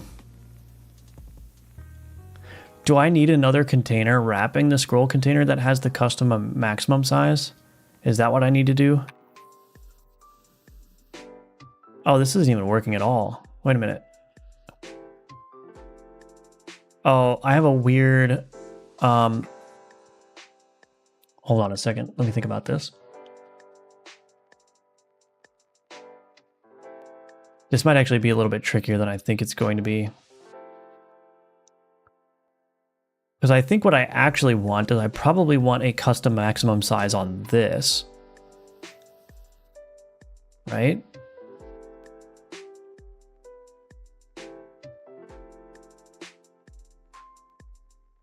So if I just say, we're going to probably break some things, but let's just say the custom maximum size is 256. And then this scroll container here, we make this fill and expand, right? And we get rid of this custom minimum size.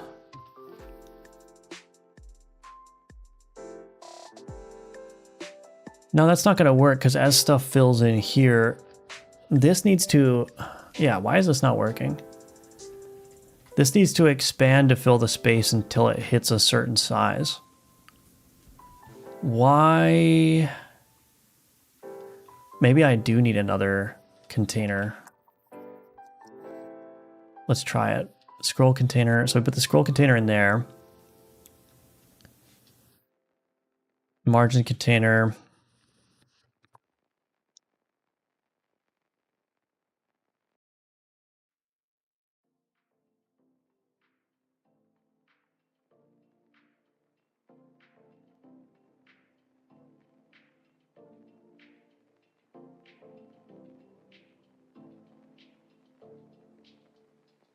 The fundamental problem is that the tooltip size isn't growing as items are added to this scroll container.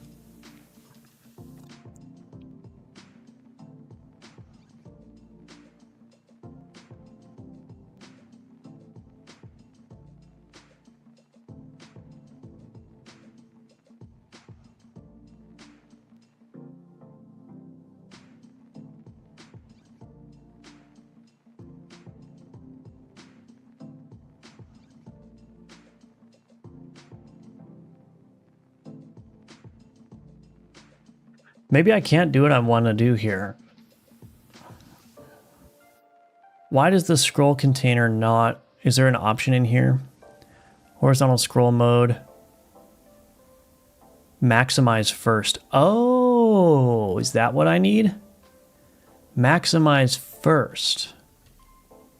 Maximize first, and then, is that a new option? That's why I didn't know what was going on. Maximize first. Okay, all right. So does that mean if I close these, that will shrink down? Okay, and I think I still have some incorrect size flag stuff here, yeah. Okay.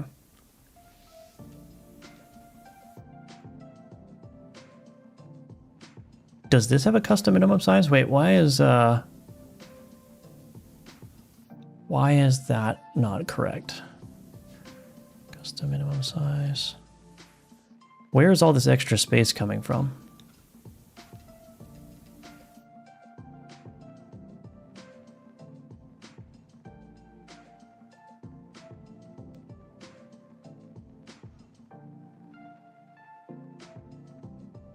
Is this because I have it? Do I have expand on here? No. Do I have expand on here? No. Oh, maybe it's just...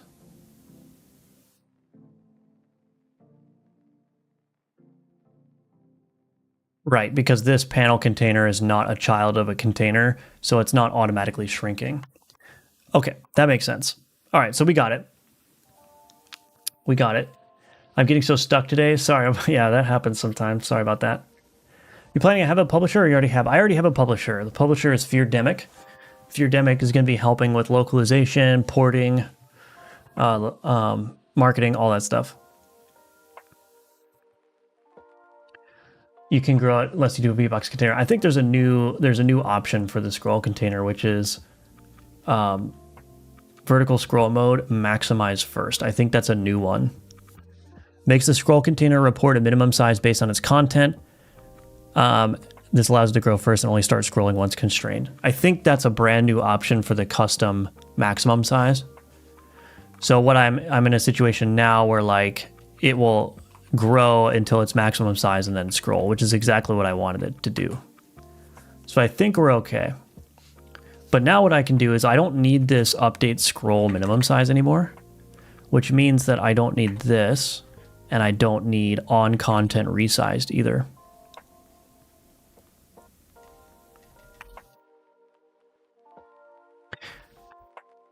Now, I don't think I actually have anything that's resetting the size though, or is this gonna do that?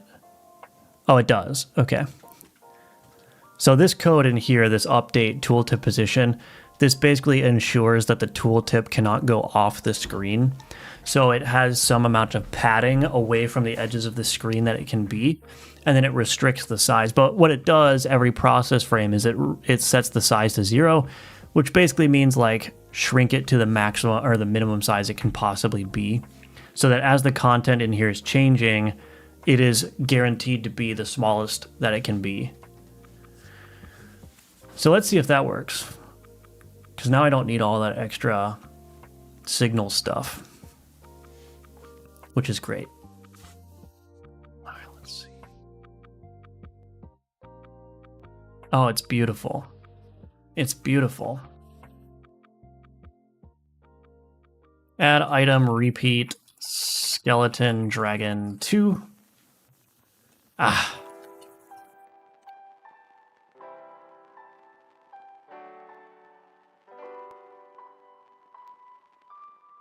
Oh my gosh, it's beautiful. Look at that scroll.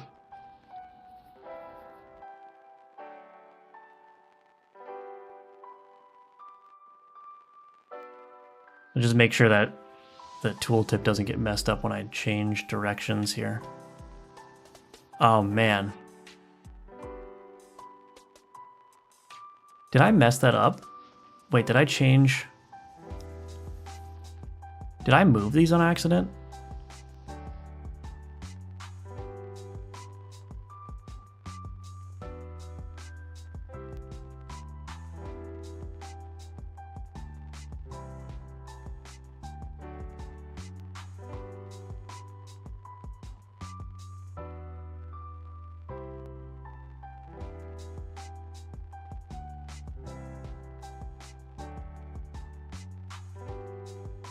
I don't think I did.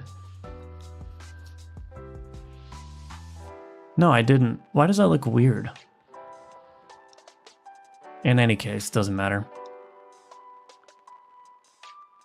Great to see stuff being done.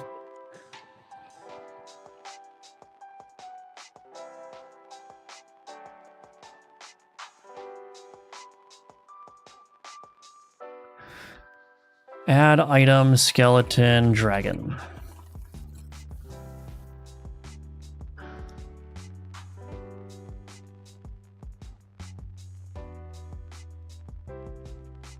Oh, that looks so good. Thank you, Godot 4.7. This is the best Godot release of all time. Like, I couldn't do any, like, these reveal effects would have been almost impossible to do without the 4.7 features. Like, this is just, oh man. I feel like I've just found an oasis after wandering the desert for 7 years. This is wonderful.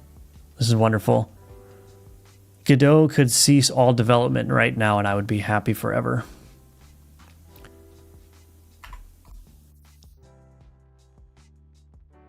Spent about 36 hours on the cards on other stuff today. 36 hours in one day, that's awesome. You're very efficient. What is a good idea to approach sponsors after making a demo? I don't know. I don't know if I'm the best person to ask. I assume you mean publishers. I'm not the best person to ask because, like, the publishers reached out to me. I wasn't actively searching for publishers. I mean, honestly, I didn't even think the game was in a good enough state to even approach publishers with to begin with. So it wasn't even, like, in my mind. And a bunch of publishers reached out to me. And I was like, well, I might as well have the conversations, right? Like, if they're seeing something that they want to be a publisher for, then I might as well have those conversations. And one thing led to another, and now here we are. Over the last few days, yeah, I got you. Which plugin are you using in Obsidian? Kanban. Maximize first setting is huge. It is. Hello, Tyler Howard. Welcome. Do you have to do anything special to keep the tooltip within the window? Yeah, I do.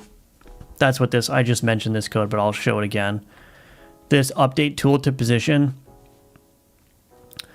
Basically what this is doing is this is taking the tooltip position. It gets the window size. It has a certain amount of padding. So I've got 8 pixels of padding. And essentially what this is doing is this is just clamping the position so that it's within a narrower bounding box.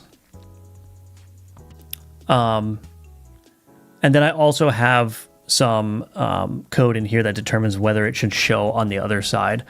So it looks like, yeah, so if the desired position plus the tooltip size plus the padding would be greater than the X size of the viewport, which is the width, then it just like offsets it so that it's to the left of whatever thing I'm looking at, which I don't really think is all that necessary anymore. Or I guess it is. But yeah, there's code that runs every frame to ensure that the tooltip stays in the window. You can see that it's flipping on the other side too when I'm looking at the enemy items. The tooltip is now on the left of the cursor rather than the right, and it's on the right over here. So yeah, there's code in place to ensure essentially like the tooltip has a maximum size, and then it also changes its position based on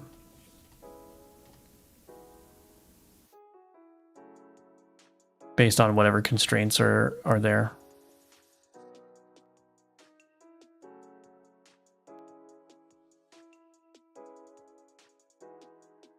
Cool. All right, I'm very happy with that. So I got rid of a bunch of code that I don't need anymore. Or not a bunch, but a little bit.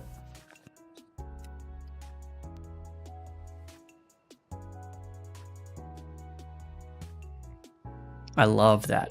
Excellent. All right, let's do some new scroll bar art now. Now I have to track down where the heck the scroll bar is. It's probably defined in here. V scroll bar, yeah. UI, assets, UI, scroll bar.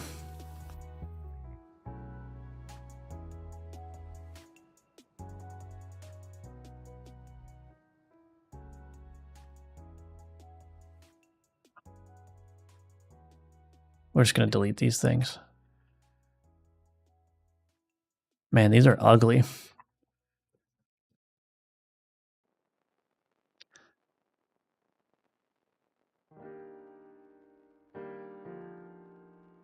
Do I want to keep it the same width?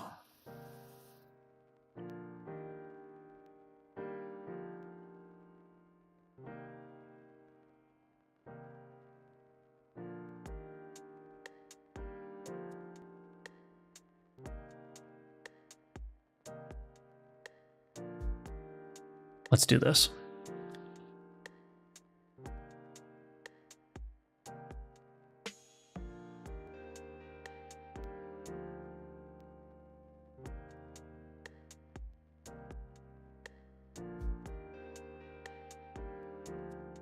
Assets UI, scroll bar. Alternate. I should probably stop calling things alternate, but I highly recommend doing this, especially if you're doing a pixel art game. Give yourself a little debug tool where, like, if you hit F1 or something, it takes a screenshot at the smallest size, so at your canvas resolution. So this is 640 by 360, right? So this is the smallest resolution can be. It's the exact canvas resolution, which means that every pixel is exactly correct, right? It's very, very nice to have like a whole bunch of context on the screen while you're drawing some new elements. What the heck is going on here? What is that? What is that?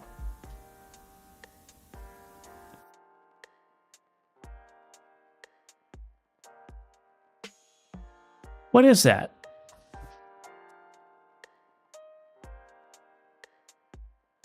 Okay, I gotta figure out what's going on there. Why is that tiling like that?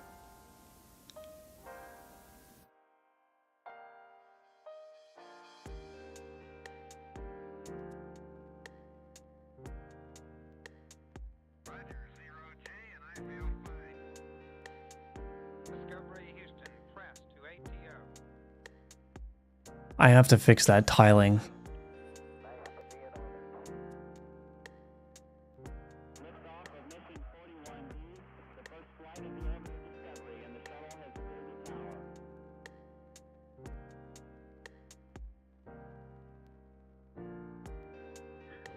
Anyway, so yeah, I have a little tool that I can use to take screenshots, and it's really simple. Like, Godot makes it pretty easy. So I have this take screenshot when I press the debug screenshot button, and all this does is this just gets the path that the screenshot needs to be saved to. Then you just do get viewport, get texture, get image, .save PNG to whatever path you want. And I'm calling it screenshot underscore timestamp. And then saving that there.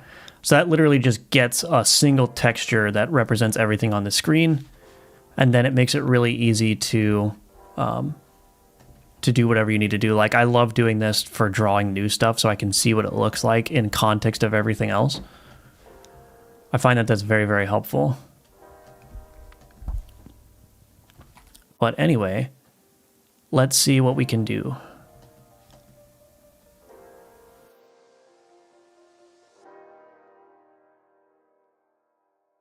Okay. Probably going to want to make it the same width. I'm basically going to use the same style, I think.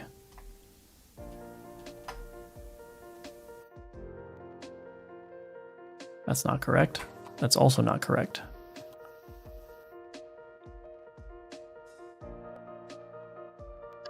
Oh man, I did it wrong.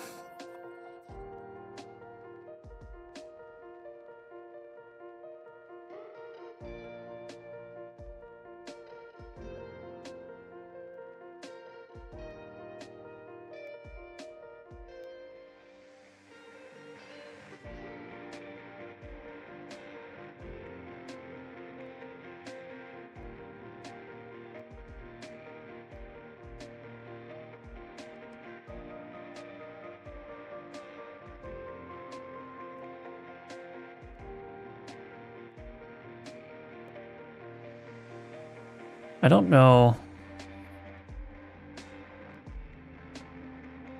What is even going on here?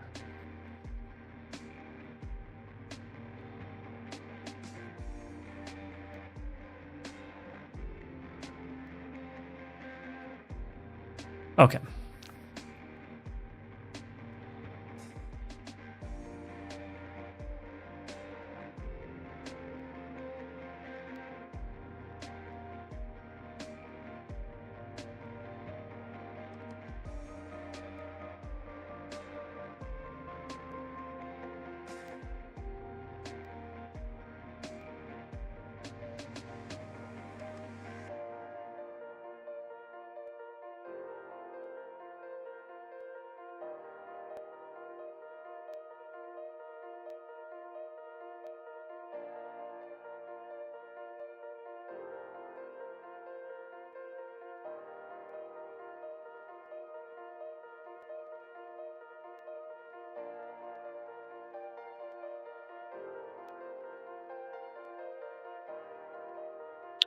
Don't want to get too fancy with it.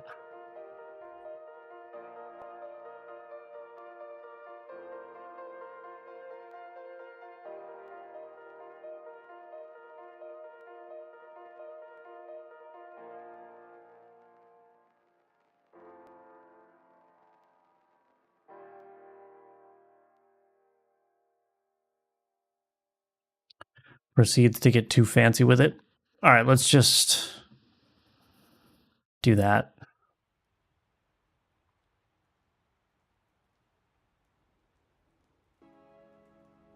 Okay.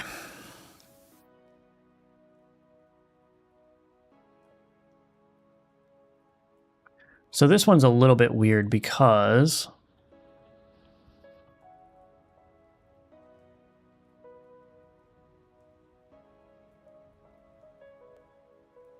why is it a little bit weird?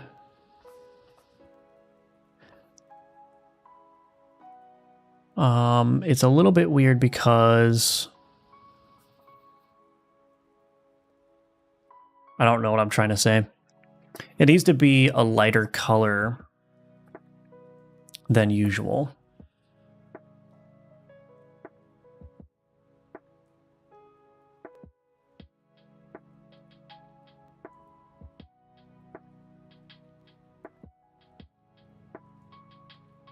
Which means I need to like use these oranges and stuff.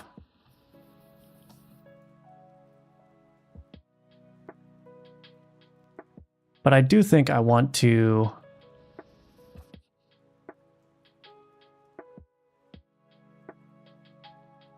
add some darker colors in there, at least a couple of them.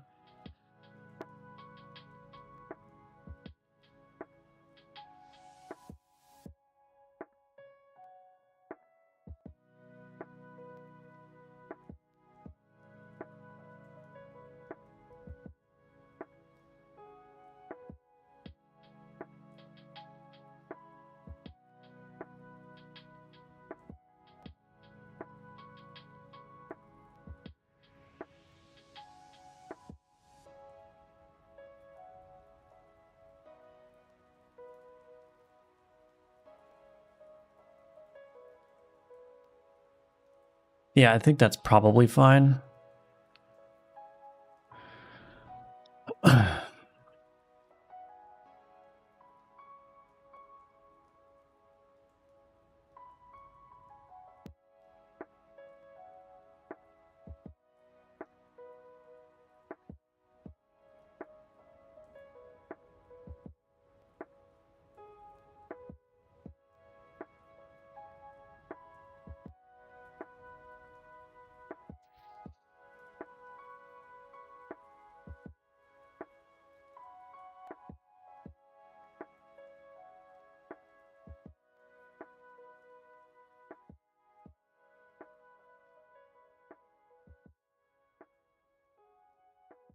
Okay.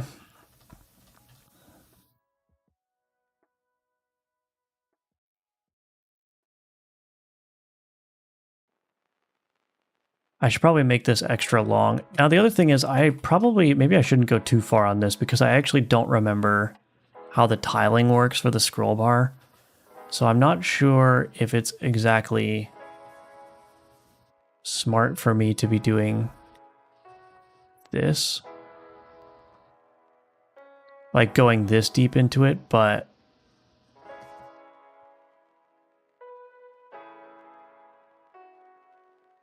it's fine. We do some YOLOing, that's all. I don't really like that either, but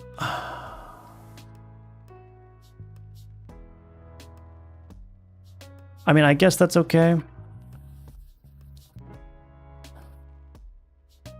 So this is roughly the same width. It's got a little bit of a thinner interior, but the clickable area should be the same. That's the other thing with scroll bars too, is like I don't want to make them too skinny because then they'll be hard to click, right? So I need to consider that as well. But let's just see how this looks. And then I'm also going to brighten this up. So if I do this, oops. Okay, so we've got this version. Let's highlight a bunch of brighter colors here. Shading. There we go. So there's the brighter version. And even in the brighter version, what I may do is put some darker pixels in there.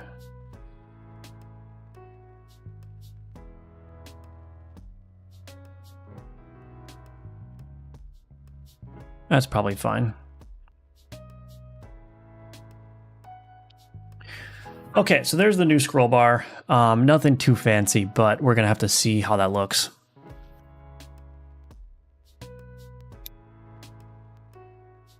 Pinterest has been really helping me with my theme idea recently. Yeah, Pinterest is a good place for inspiration. Got here, but it sounds like the new Godot version solved some headache for you. It did, yeah. Hello, welcome back.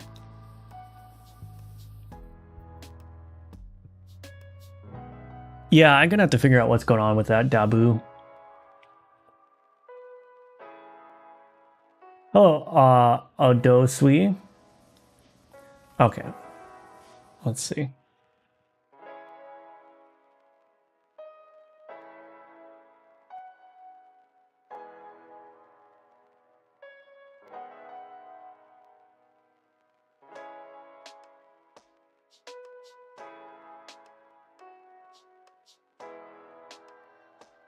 If you come in here and you just say, hey bro, read the chat, I'm just gonna start timing people out for doing that. Like, the chat does not need to be cluttered with you spamming, read the chat. I will get to the chat.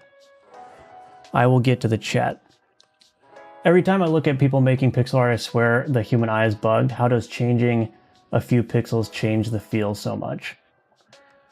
Yeah, honestly, that's the thing that like is really surprising when I'm learning pixel art is like, yeah, one or two pixels either colored differently or placed differently can entirely change the feel of the art, which is especially when you're working at small sizes.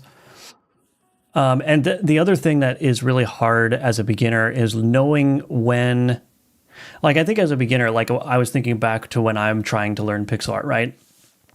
There's this impulse that you want to add more pixels to like do the thing that you're trying to represent.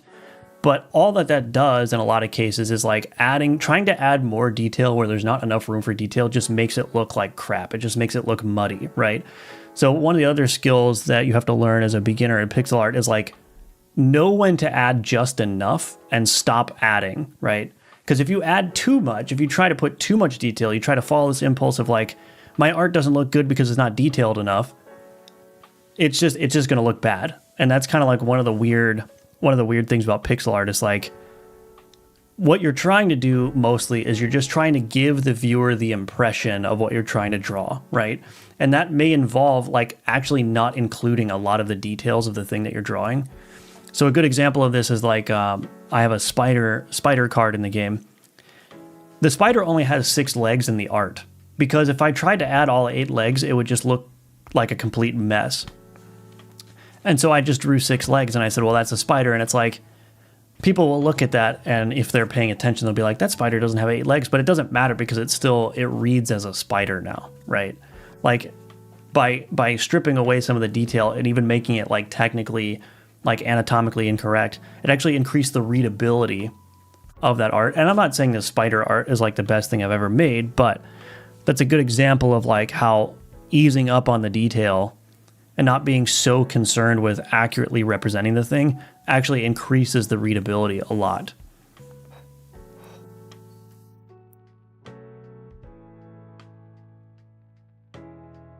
Try to widen the middle. I'm not going to do that. I will see how it looks in game and then we'll see. But I don't think it needs to be wider. It's all an illusion. I know you do game dev code review, but do you ever do art review? No, I'm not. I don't think I'm good enough at pixel art to do art review. Maybe as I develop my skill more, but I just don't. I don't really consider myself an authority on like teaching pixel art. So I can share with you all like what I've learned while I've been doing pixel art, but I wouldn't put myself in a position where I feel like I can adequately educate on it. But maybe someday. Maybe someday. Okay, so let's get these.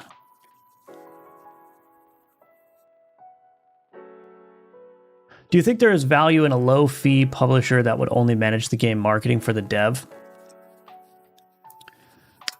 I don't know. Like I said, I don't have a whole lot of experience with publishers. I'm not. I don't have a whole lot of experience in these things, so I can't say for sure. I think from my impression from the publishers that I have talked to, is that you're very, very unlikely to get any sort of publishing agreement that has a low fee like that.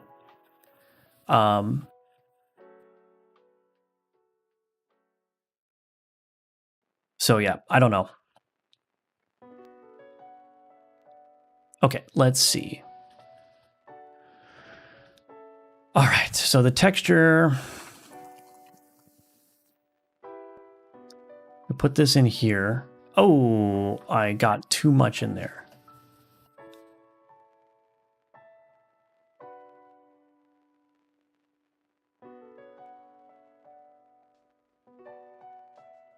I have no idea where this came from, but that's okay.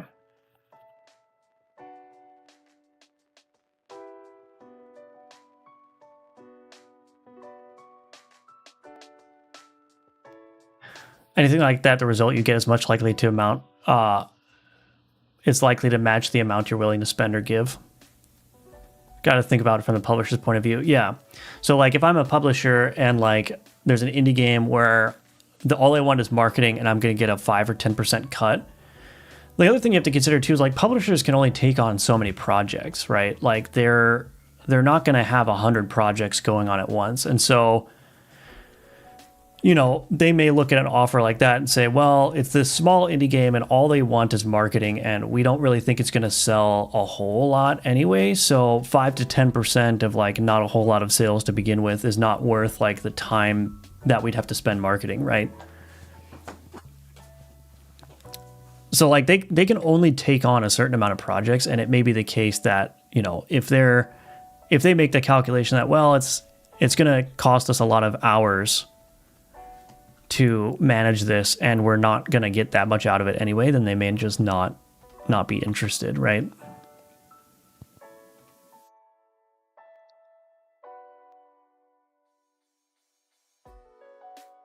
So that's a good point.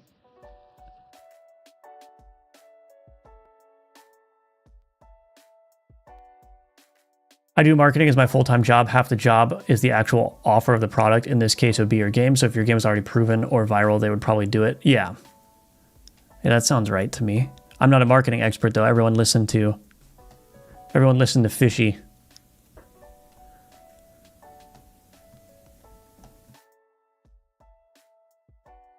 Actually, I want that. You know what? Probably want this and that. And then we want to tile the margins.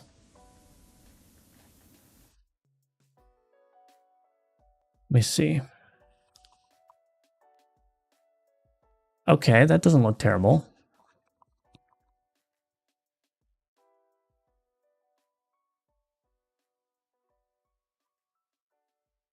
I think this is going to work. If it's a random indie game, they're likely to make less than 50K. 5 to 10% of that is peanuts. Yeah. Yeah, I think that's right. That sounds right to me. Like I said, I don't have a whole lot of experience working with publishers. This is the first publisher I've ever worked with, Feardemic. So yeah, I just can't. I don't have a whole lot of useful things to say, I don't think.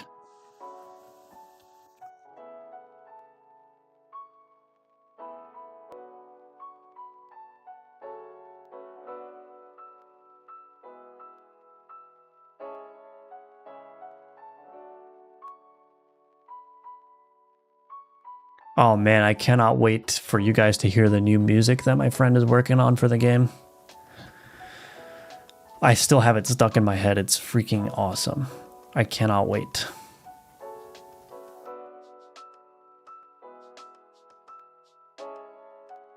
Wait, is this still huge? Oh no, it's not. It's just that preview has not updated. All right, well, let's take a gander.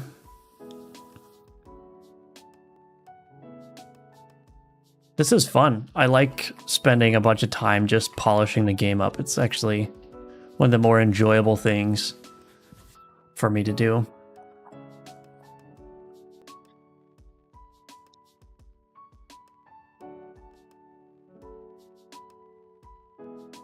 Oh man.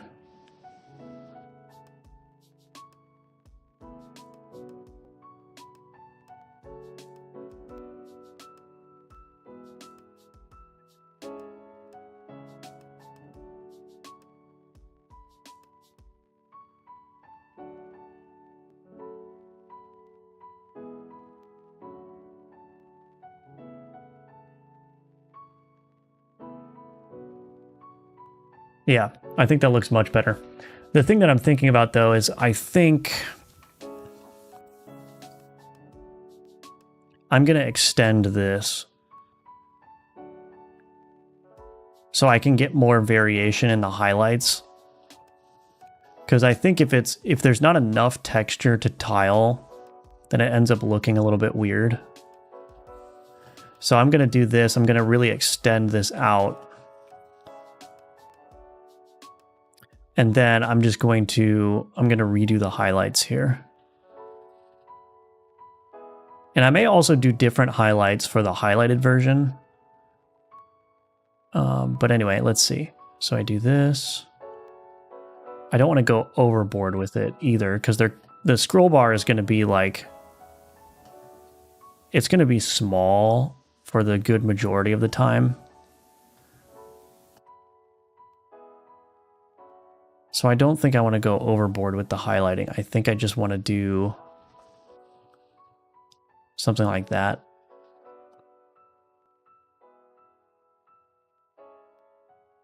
Okay, let's copy this. We'll just go ahead and put that right over top so it's aligned properly. Get rid of this. Okay, and then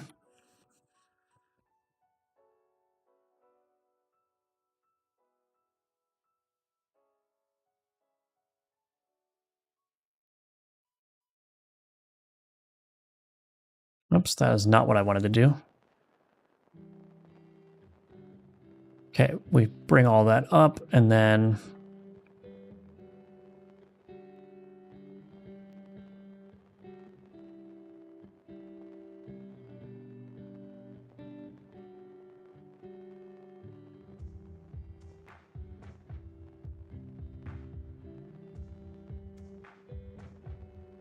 wait, that's not how I did it before.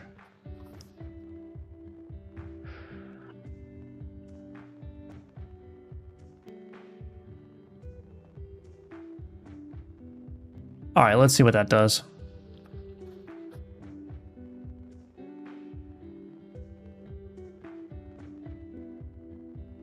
Publishers are just the game equivalent of music promoters. You get the channel. You got this channel, you don't need them. Well, I already have a publisher. I didn't think that the YouTube channel was going to be... well, Like, I was not confident enough in my own ability to market to stake the success of the game on that, if that makes sense. So I think the game is fun. I think it has the potential to sell quite a few copies. And the risk was that I would just not do a good enough job marketing through my own efforts. And I was concerned that the game was not going to do well because of that marketing effort not being that great. You know what I mean? So the calculation I made was like, okay, we'll go with the publisher. They'll handle the marketing. They'll handle entering the game into events and everything like that. And then I can just focus on making the game. And if the game still doesn't do well, you know, at launch or because of the marketing or whatever, at least I could say, well, I tried to do the best that I could with it.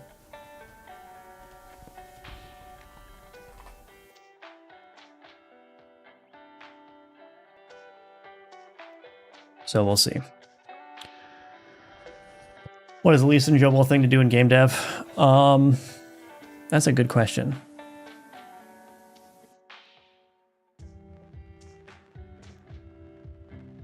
Controller support, probably. Not controller support specifically, but like maybe I would just say like UI design in general, like designing the UIs and getting that all to work, not just with mouse, but with controller, and then making sure that you've got all the hotkeys to support it. Like, I don't know what it is about that, but that's just so dull to me. Like, I really don't like doing any of that stuff. I think translations is a close second, although,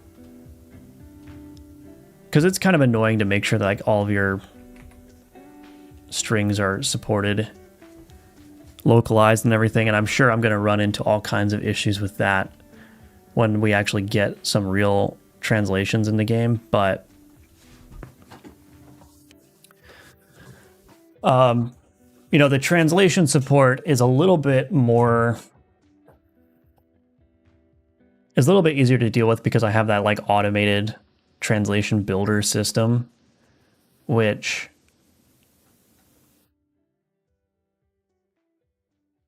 helps a little bit. So why is this not? So I think the scroll bar looks good. I like the scroll bar.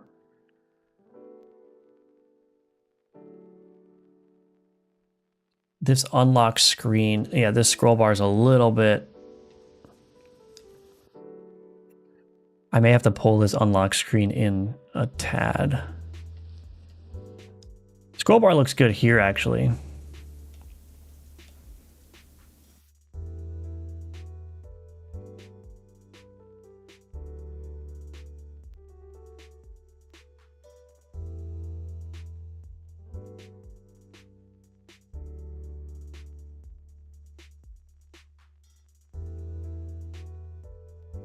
I don't know why these things are not working properly.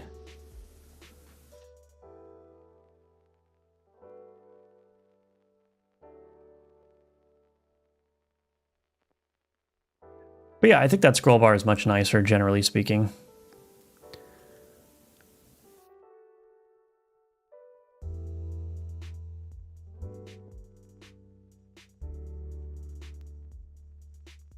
Gosh, this is a very long skeleton dragon.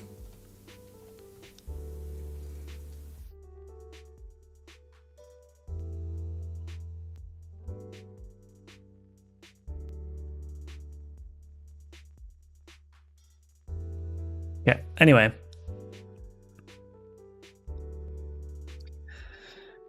I want to figure out what this tiling issue is about here in the panel. I mean, actually, I can see it right here. Boring, yeah.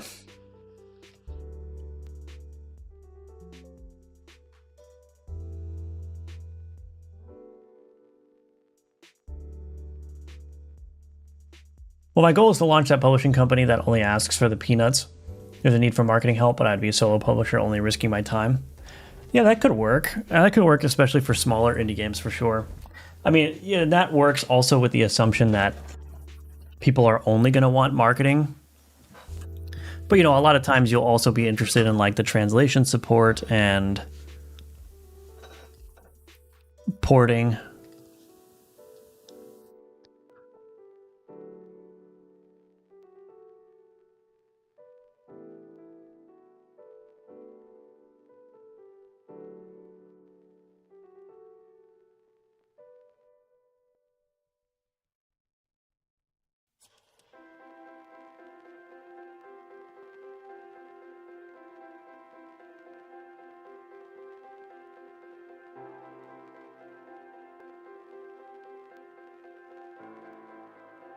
What I'm confused by is this is creating a much longer... This is creating a much longer stretch than it should be.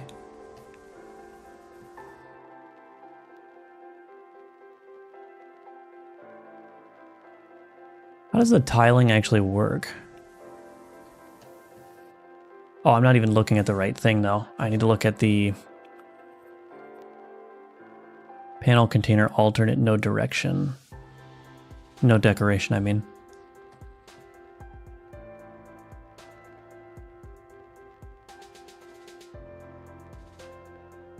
Oh, wait a minute.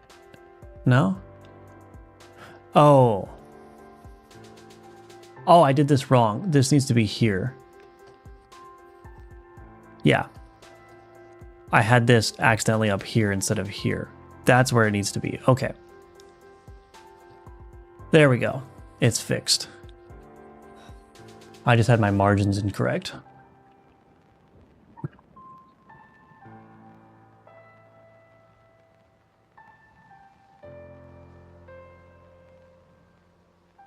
There we go. Nice and clean now.